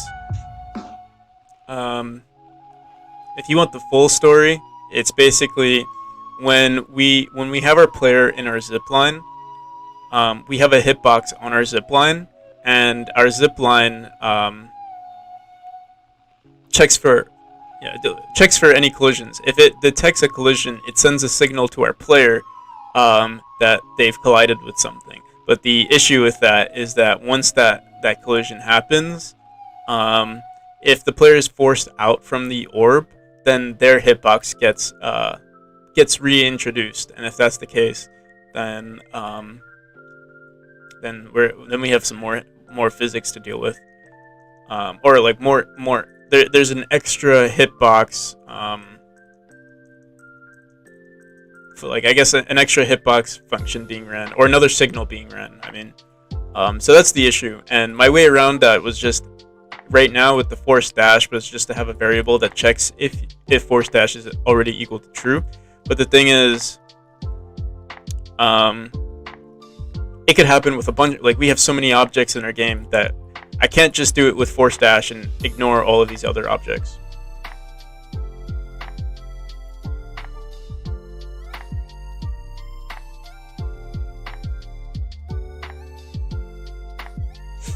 Isn't sugar good for you? That's a good question. I mean, yeah, sugar is good for you. I think maybe Chev means that you can't take like what is it, like simple sugar?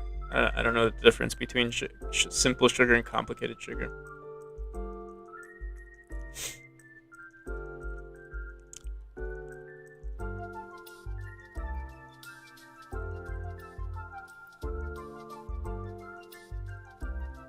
So let's think about this.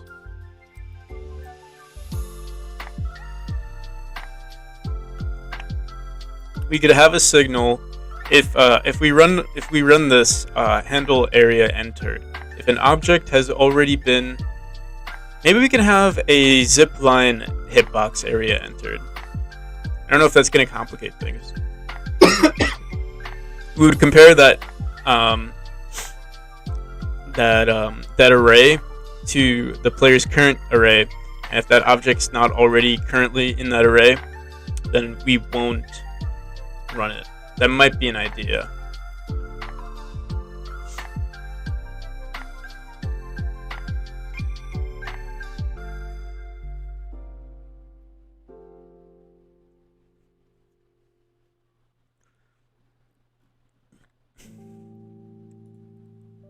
I started doing this thing with like I feel like I'm not eating enough salt, because I like when I do go to the gym, you know, you're sweating a lot, and I drink a lot of tea, so I'm using the bathroom a lot, and you know that gets rid of a lot of your what are they called? Your freaking what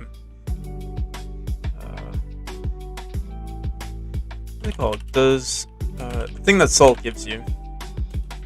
Oh, electrolytes. So yeah, if you drink a lot of water or you sweat a lot, then you're losing out on electrolytes. So what I started doing was I put a little extra salt on everything. Not for the, like, you know, they say not to put too much salt, but salt's actually pretty good for you. Especially if you're sweating a lot or if you're using the bathroom a lot. So I'll put like a little bit of salt in like my protein shake, or like if I'm drinking tea, I'll put a little bit of salt, enough for me to not even notice it, but just to have it.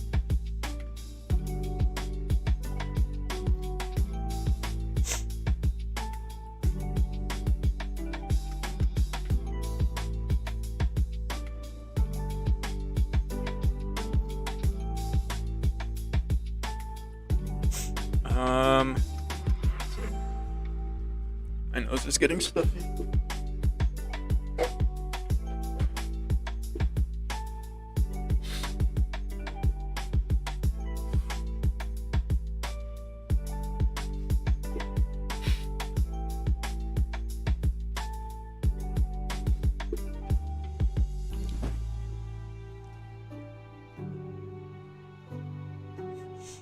You put salt in your tea. Not a lot of salt. Like I said, it's an unnoticeable amount of salt.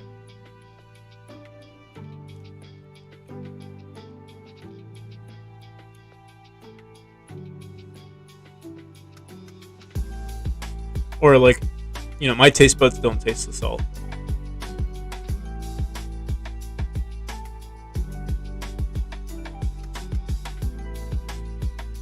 So I don't know what to do, guys. How I've been going about this is, we just pick a method and go with it, and if it doesn't work, we'll go back to the drawing table. I should just, either we're going to make a variable that checks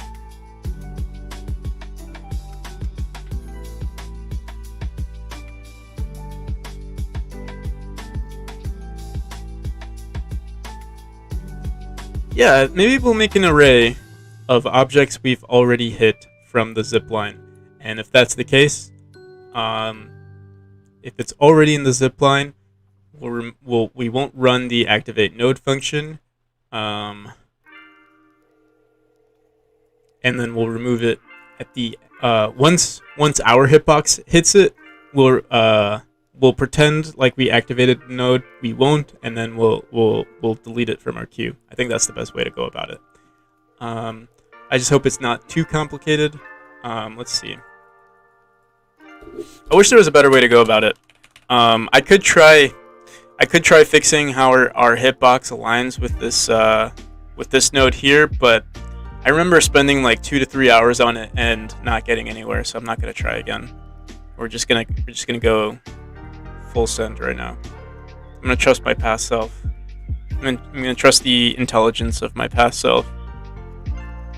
Do we have something for collisions? Animation, zipline, neutral, activate, animations, UI. No, we don't. Collision. No, we don't. Okay, so let's put it somewhere up here. It's just gonna be an array.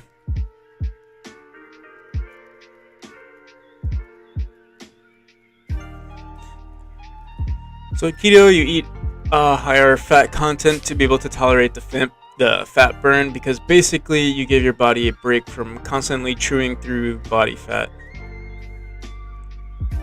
You'll get something called keto flu. Is that what ketosis is? There's a bodily state called ketosis.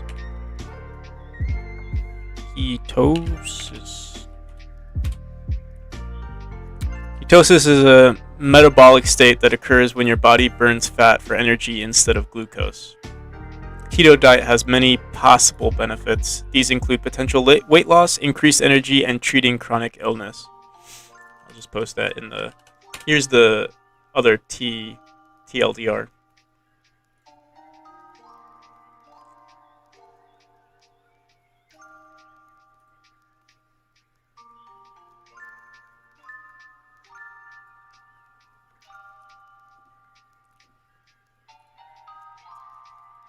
Alright, let's make a collision little section here.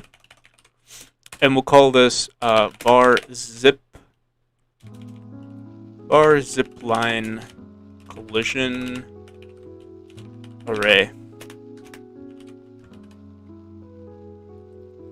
And then we have the collision queue. Maybe we should call it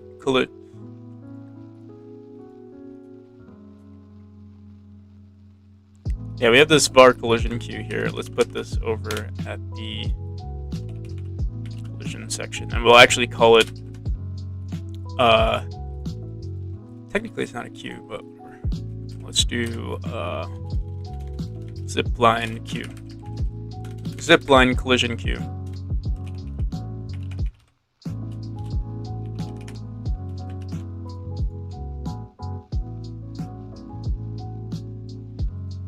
Do you think Godot is good for 3D games? Yeah, so it depends on the 3D game that you're trying to make. Are you trying to make like an optimized, like a super graphic intensive game, you know, with like crazy textures and shaders and stuff like that, and like crazy physics too? If the answer is no, then Godot is perfectly fine. If the answer is yes, then you should probably go with something else.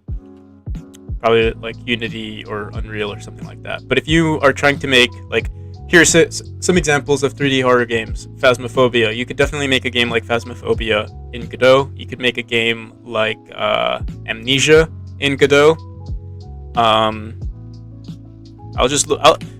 If you send me a game, and ask if it could be made in Godot, or like relatively easy to be made in Godot, I could probably answer that. Most horror games, I don't think they are too graphic intensive, so you could probably make it.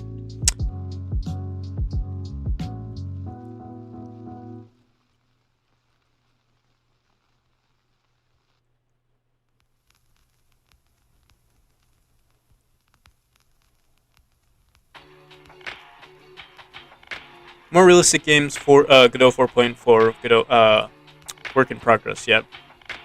So yeah, you could definitely make a game like Phasmophobia in Godot 3.5. That's what I'm using right now. If you're trying to, reach. I don't want to say reach cutting edge, because Godot's 3D is not cutting edge, but if you're trying to reach like the boundaries of Godot, you'd probably want to head on over to Godot 4.0.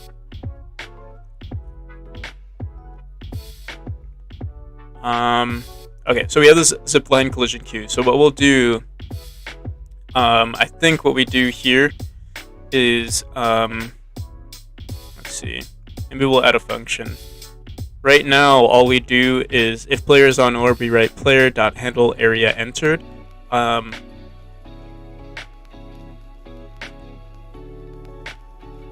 gonna add a little section right here. Let me see something.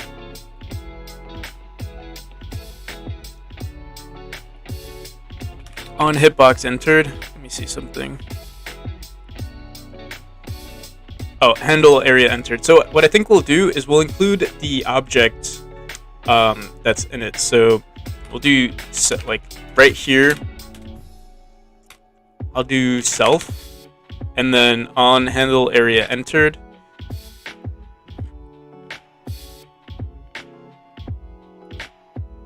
we'll do object area. Let's do maybe area parent. We'll write area parent. Wait. We'll do hitbox parent, because we want to make sure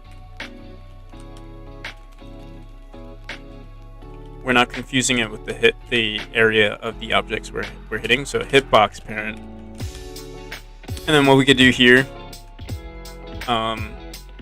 in the zipline here, is we're just gonna put self here. We're going to grab the type, so if the type is equal to the zipline, we'll add it,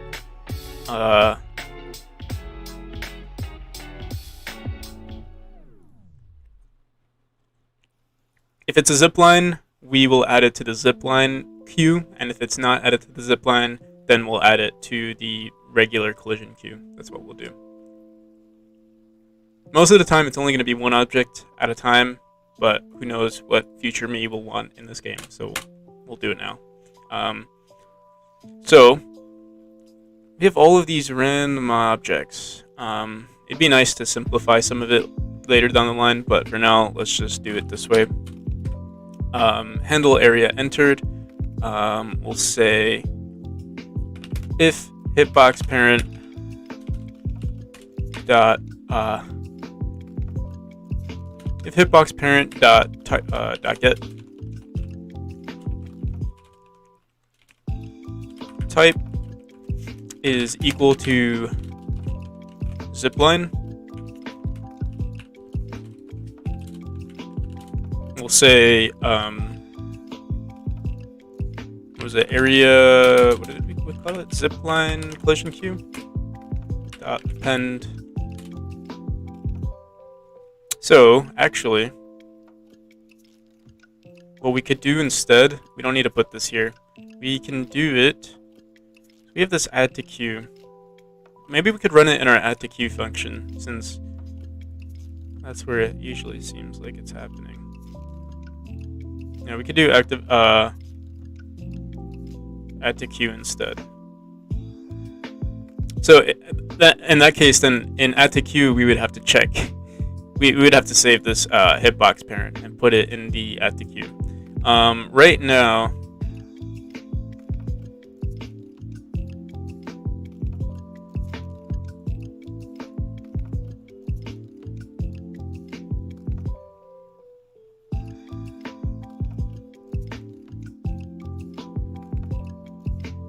Will I switch to Godot 4.0 when it's finally out?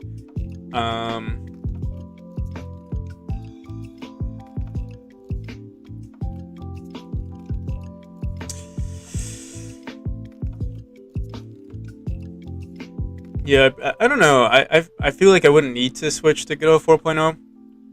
Maybe I would do it just for fun if there were no issues of me, doing the switch. But honestly, I could definitely release this game on 3. I could have released this game on 3.2 and it would have been fine. I've been updating as the new versions are coming out. I've been updating it, just for fun, but I don't think I have to.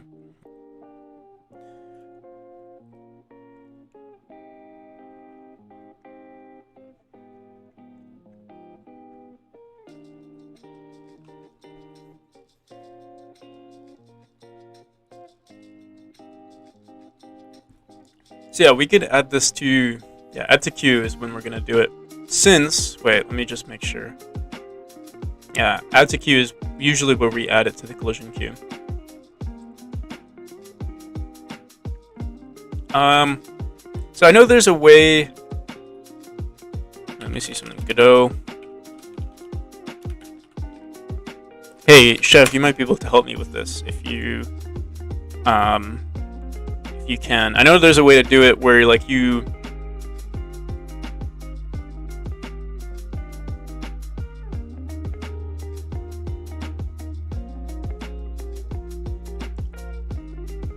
wait, maybe there isn't. How would you ignore an argument?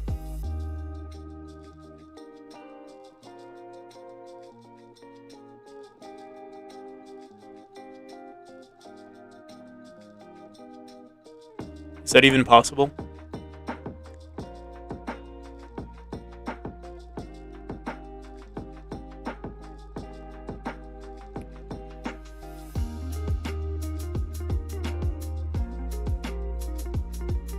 I know you can ignore, there's the ability to ignore arguments with with classes and stuff. I've never actually ignored an argument from a function before, and it usually gives me some sort of error. Would you have to do something like where is it?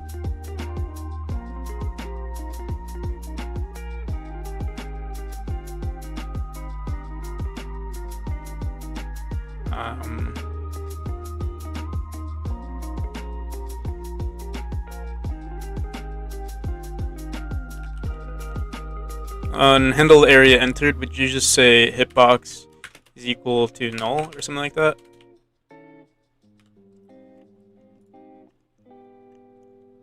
Can you do this?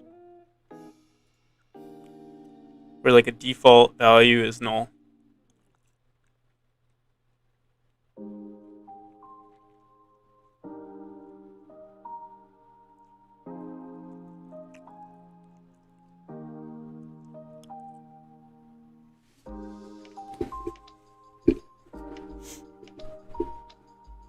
Oh, so yeah, it just works like that. So like if I just did handle area entered, well actually, it should be self.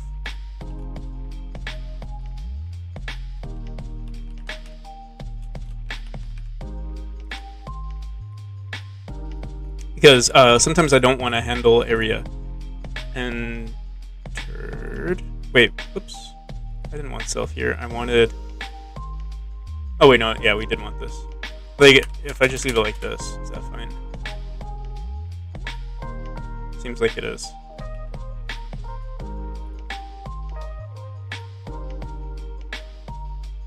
Okay. I've never done it before, but yeah, that makes sense. Our controller died.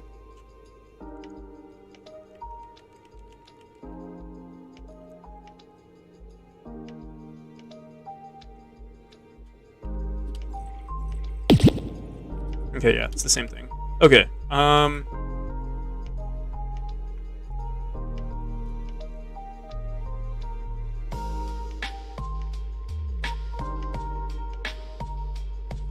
so our default is self, and then what we're gonna do here is on add to cube. Well, actually, we don't need it too much with this one. We do need it for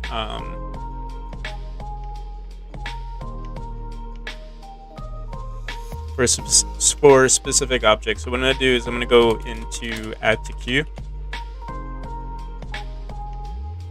And we're gonna say parent. I guess we can say.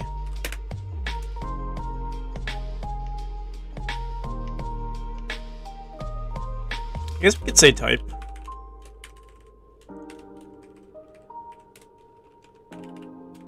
Basically, all we'll do is if type is equal to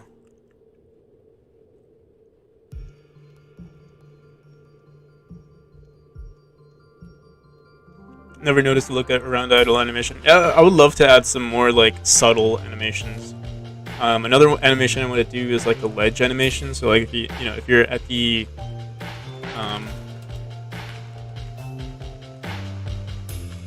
here at the edge of a tile, like right here. What's going on here?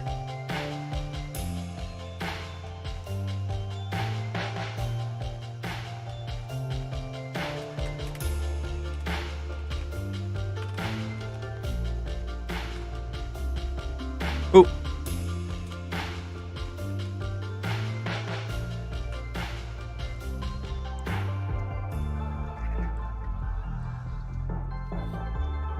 If you're like right here, it plays like a falling animation similar to like Super Smash Bros. Or I think they have it in Celeste as well. It'd be nice to do something like that.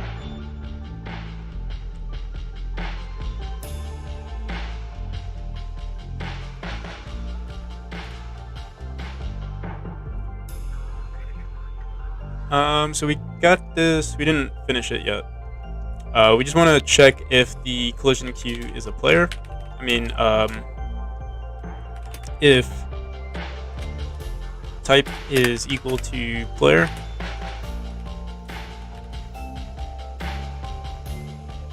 we do that. Otherwise, I mean, we only have zipline queue, but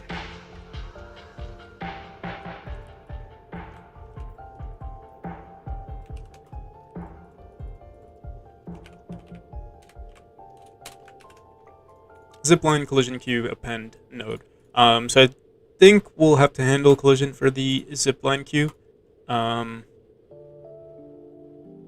We'll see. A lean over animation would be cool too. I was thinking of more of like a falling animation, but a lean over would be pretty cool too, depending on like how far they are. So I have a raycast on the bottom of our player. Well, I actually have two raycasts. If there's like I might add like a middle one too, and if there's like a middle one, okay. If there's a middle one, we might do like a we'll switch between those two animations. So I have to eat now, but there's so many people watching. I feel like I don't want to leave when people are watching like this. Well, I'll keep streaming.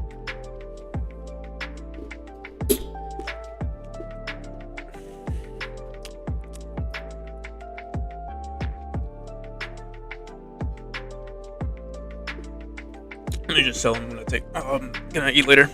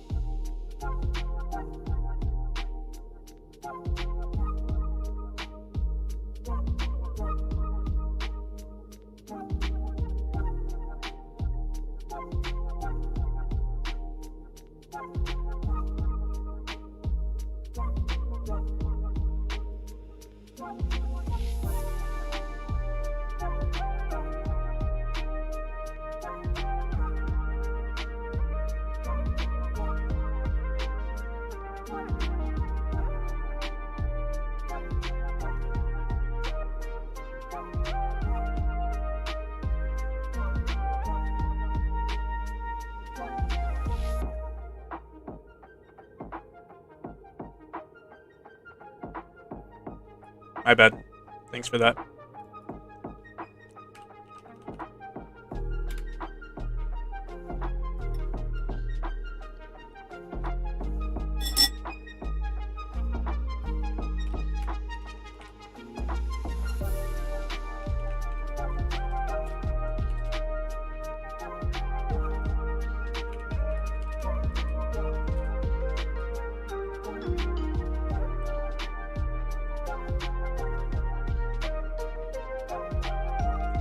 All right, sounds good, British geek guy.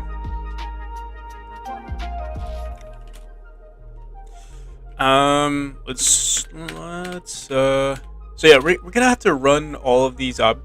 I'm thinking it's so redundant that we're always checking for the object type to like run activate node or something like that. We do need to make sure that like sometimes we don't run activate node. Like, you know, for the pivoting platform, it seems like we are resetting. Actually, I don't think we even use this anymore. But for something like a temporary floor, we just break the platform. But I mean, we could run activate platform. But in this particular case, we're actually checking. We're checking to see if we should add it, or if we should run activate node.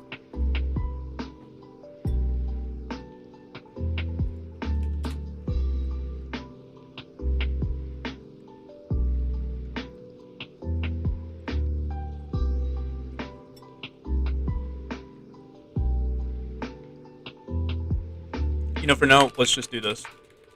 We'll run activate node.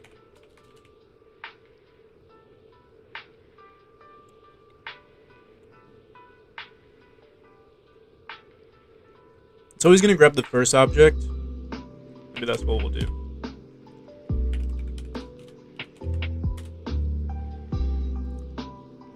Activate node. And we won't remove it, because what we're going to do here is if this object exists in our zipline queue, we won't run it. Well, actually,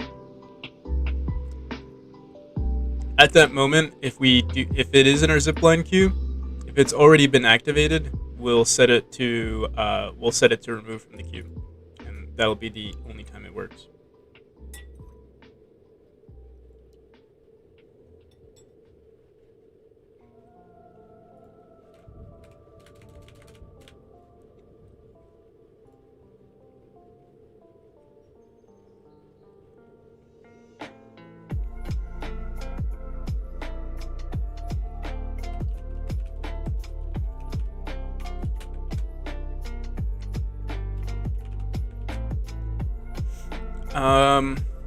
So that's all we have to do, and I guess we'll try it out with the force dash box. Basically, what we'll do is if object, if collision queue or if zipline queue dot has object.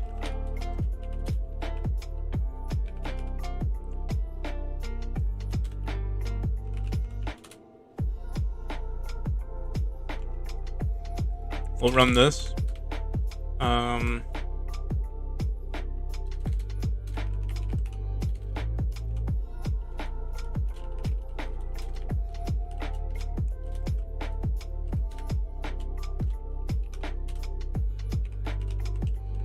So let's see if this works with our force dash box. If it does work, we'll do it to everything else. I mean, I guess it's only important with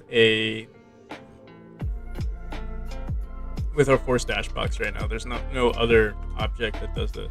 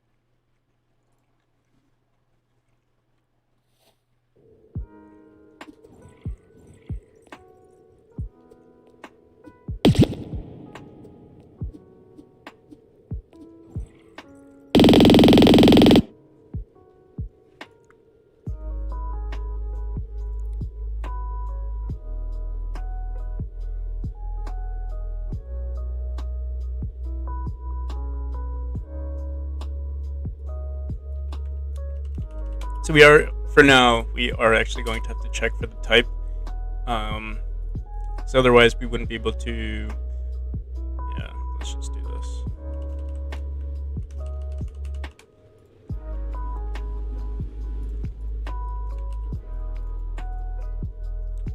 If our object.type is equal to force dash, if it's, we can remove that. We'll activate the node, force dash is equal to true. That's all we have to do. And we don't want to remove it from the queue just yet. Oh, and we also want to remove it from the zipline collision queue. We haven't done that yet, I don't think. Let me see, remove from queue.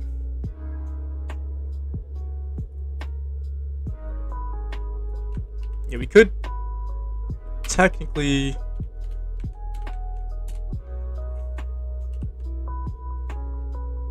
I'll see you, Louis. Thanks for stopping by.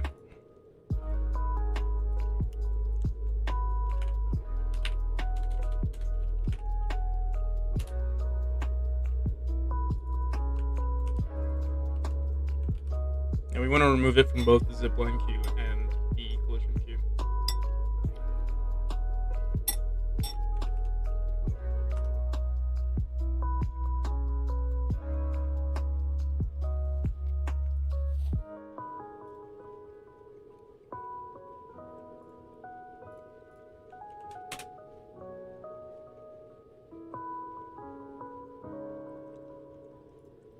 That's the playlist right there.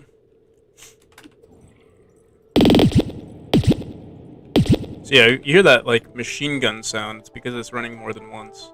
I'm trying to think what we could do there. You can say like node is activated or something like that.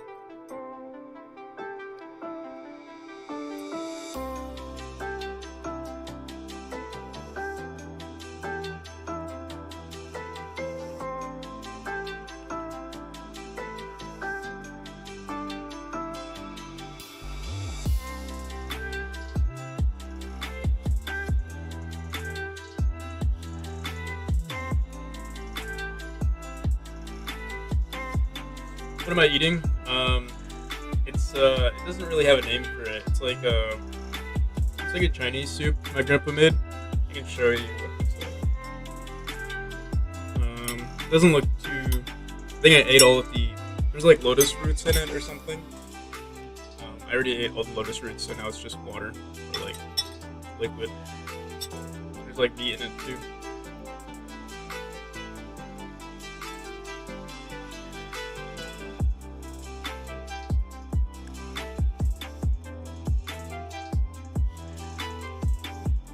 Yeah, I don't know. I don't know what it's called. Like I've never even tasted it like outside of my grandpa's cooking.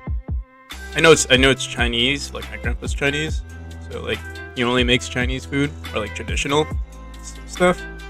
But I've never had it like at a restaurant or anything like that. So I'm trying to see what we could do to like prevent this object from running again. What we could do is maybe add, instead of making an array, I don't know, it could be an array or it could be a dictionary. If we have a dictionary, it would make our life slightly easier because we can basically see like if the node was already active or if it was already activated. We can say in our activate node function, we could say, hey, this has already happened. Let's not do it again.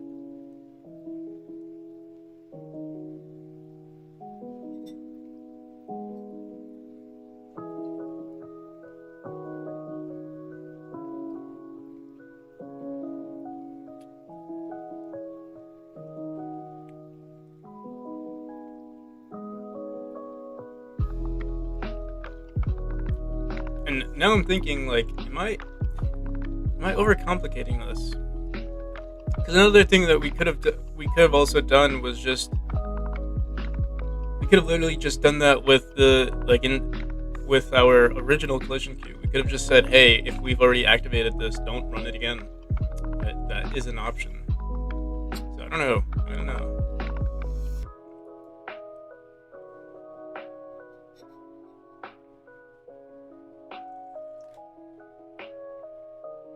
Is this Godot? Yeah, it's Godot.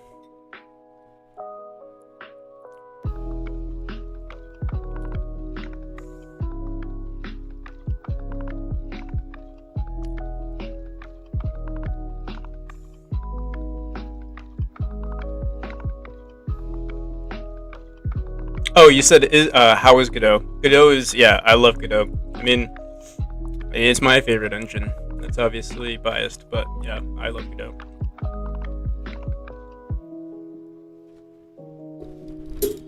Let's think about this, guys. We could have wait. So instead of having a zipline collision queue, we can have an activated collision queue. So we would know which objects have already been activated.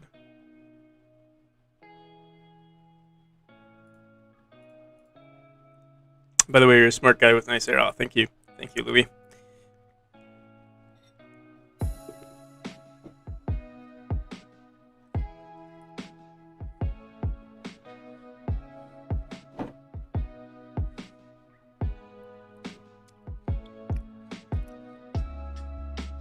Yeah, let's do it that way. Let's have a activated collision queue. I don't know why I didn't think of that earlier. And then in activate node, I guess we would check if these objects have already been activated. What am I drinking? It's soup.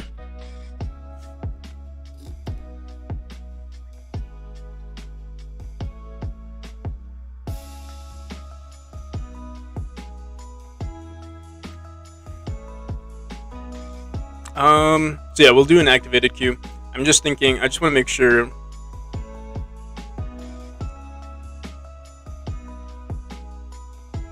No, yeah, it should work. Damn, I wish I thought of this like 20 minutes ago before we started adding a zipline queue and all of that.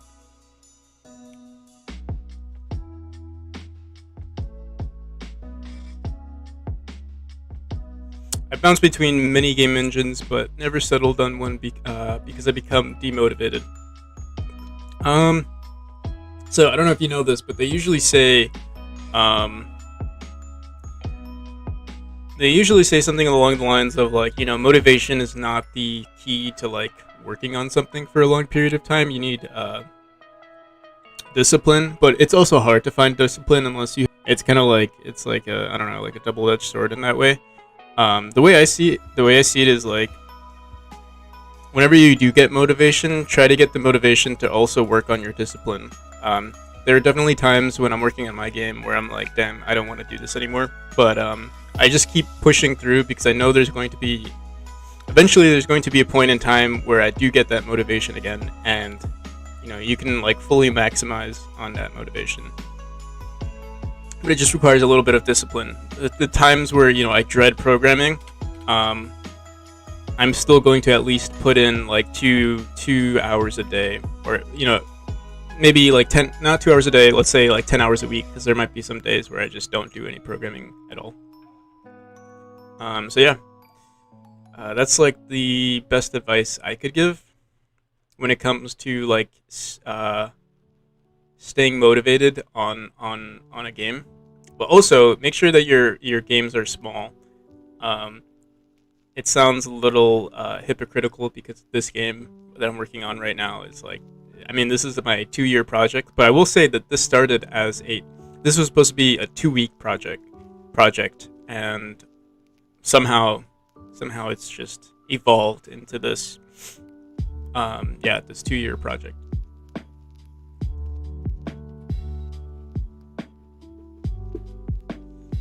You wanted to make a simple game for a school project. Is Godot worth learning, or should I use something else? I would say Godot is great if you want like a proof of concept or something like that, or you want an engine that's easy to learn. I would say Godot is good for that. When do you know the game is finished? You don't know. There's never a point, like there's this running joke, like there's never a point that a game dev says, hey, this is done. It's more like, hey, this is good enough. That's something that I kind of, actually with like, if you're really good, if your scope is really small, it's easier to say a game is done. But when you have like a big project, it's really hard to tell yourself this is finished, because you just want to, keep polishing mechanics or adding more features. It's like a never ending loop.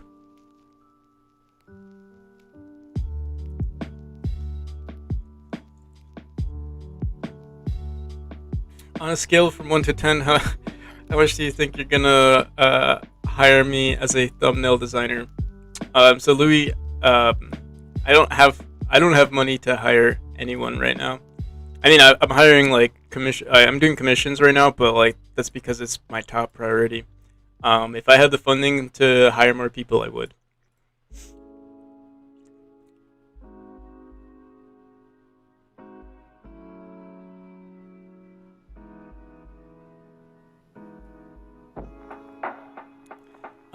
I think you should write down what will make the game complete. Yeah, so I do have I have a list of things that need to be done. So like right now it's finishing up this mechanic. So I'm doing the Kickstarter, like that's the whole goal of this thing, is to begin a Kickstarter campaign. So I have a bunch of things that need to be finished, and that's the zipline. The only thing is right now, because I'm trying to perfect the zipline mechanic with just like physics in general, and I don't want to take too many shortcuts. So what I'm doing is I'm just optimizing it right now. It's a little slow, but I think I'll like it. Once it's all said and done, I'll really like how we handle the collisions and everything like that, and it'll be good.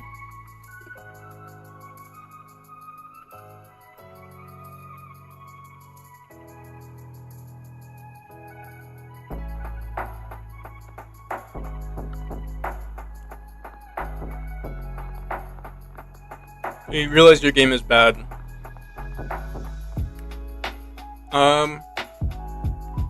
So I feel like it's hard to realize your game is. Yeah, I've struggled with the same thing with my game. Like sometimes I think it's bad. But what you could do with that is just I mean, as long as your scope is like, that's the one thing that they tell people to do is don't underestimate the scope of your game. Like I said, this game was supposed to be a 2-week game, or like any game that I usually like. Every game outside of this game has always been part of like a game jam or something like that. I don't do anything that's longer than a month because you kind of get lost in it if it's too long.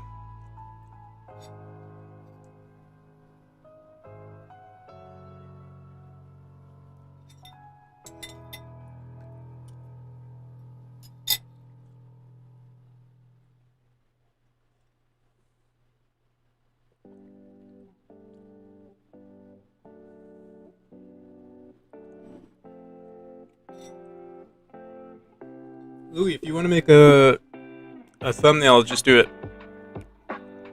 I can't. If you want to try making one, just make it, and I'll see what I could do with it. I can't really tell you too much other than that.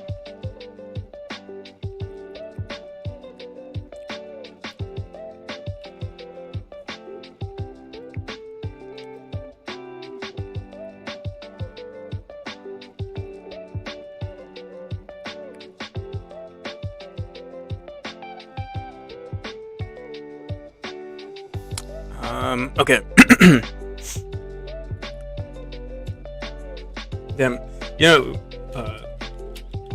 That was my first meal, and I'm still like super hungry. I'm gonna wait until after my stream to like actually eat something.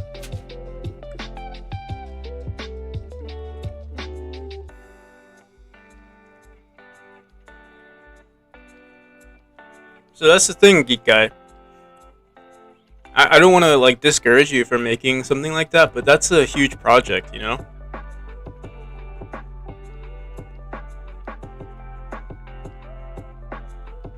Gary's Mod is like a huge game, you know? I would like if I were you, I would try to like, reduce it to like okay, I mean if you want to make a game similar to Gary's Mod, try making like a 2D Gary's Mod. Instead of like, there's this one thing. If you've ever made a game, just in general, with like, you're just getting into game dev, what they say is like, try to make a game in 2 hours. And if you can make a game in 2 hours, you call that, a success. And then after that, try to make a game in 2 days. And then after you've made a game in 2 days, you call that a success. And then after 2 days, you make a 2-week game. And after 2 weeks, you make a 2-month game. And then you go back, into making a 2-hour game, and then you go forward into making a 2-day game, and then a 2-week game. You kind of like loop through it until you've gained the experience that you want. That's the loop that I was in. I was trying to make games day after day, but then after this was my second game that I started working on when I was trying to do that loop, and I just got sucked in. I don't know. That's just me. I'm not doing much programming right now. I'm kind of just talking to you guys. So let's try to update this a bit. So right now we do handle area entered. What I'll do, let me think about this.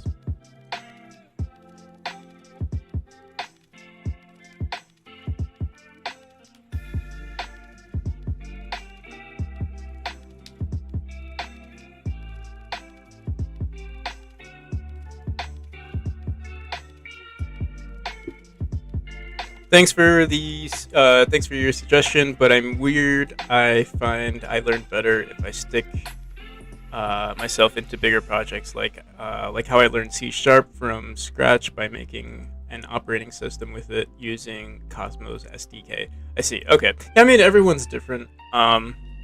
I guess I'm just saying what, like, I don't want to say like I don't want to act like I'm telling you. I don't want to tell you what to do. Obviously everyone works differently.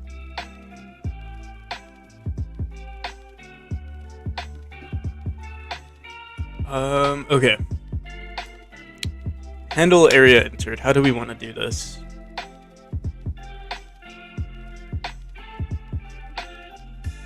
We would still need to figure out a way to remove these objects.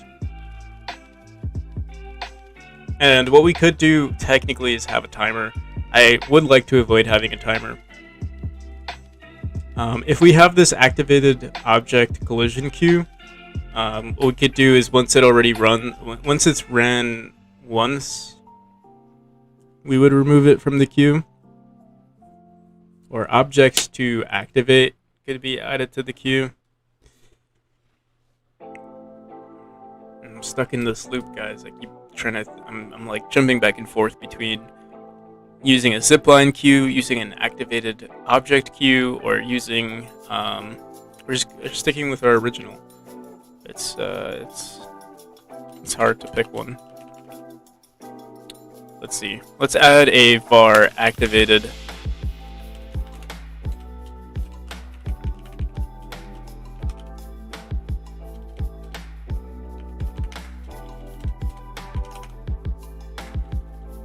So if we do this, basically, here are our options. It's either, so usually it was only the collision queue, and then after we've ran the collision queue, this object would only run once because it's only added to our collision queue on an entered hitbox. But the issue is when we're in the zipline, we're adding it twice. We're adding it once from the zipline collision queue and then once into the collision queue. So we're having two of these.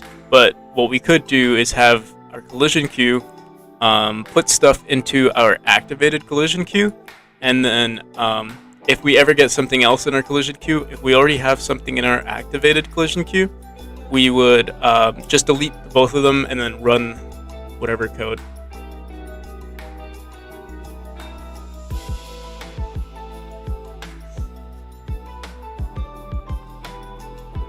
You want...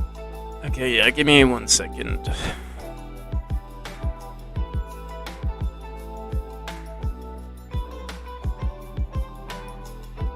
What's a good line of code? What am I doing today? We're doing collisions, so I should do something with collisions. Yeah, let's just do that.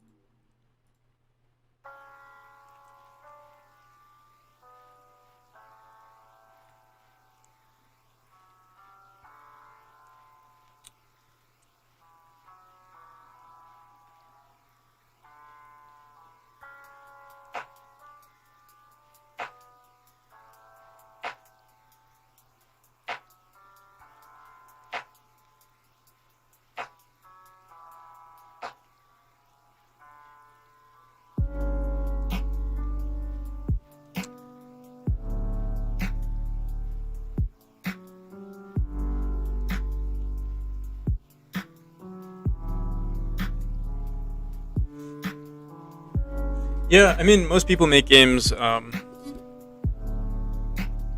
Like I saw recently, someone made a Minecraft clone in Godot. I thought that was really cool. You could do. I mean, I feel like people do this just to learn, you know. And so if you can make your own Gary's Mod clone, that'd be awesome, man.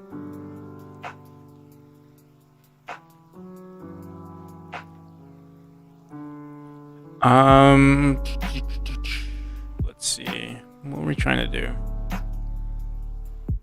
You know what I might do, actually? I might take a break here. Because I don't want to focus too much on this and then figure out we made a mistake. So I'm going to call it quits here. And maybe I'll stream later today. We'll see. But thanks for watching, everyone. This was a great stream.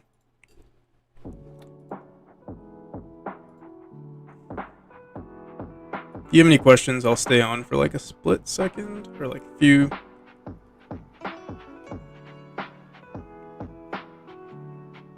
For a few more minutes. Well, actually, what I'll do is we'll do this. Oops, not that one. This one.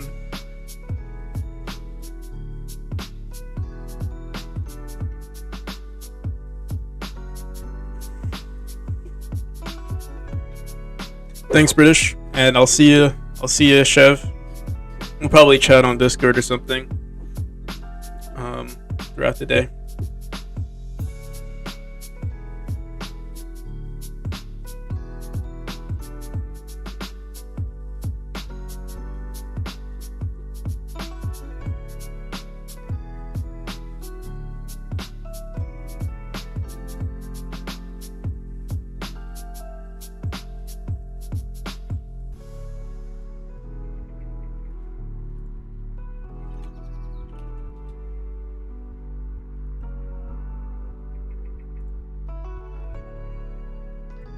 Oh, I put stream.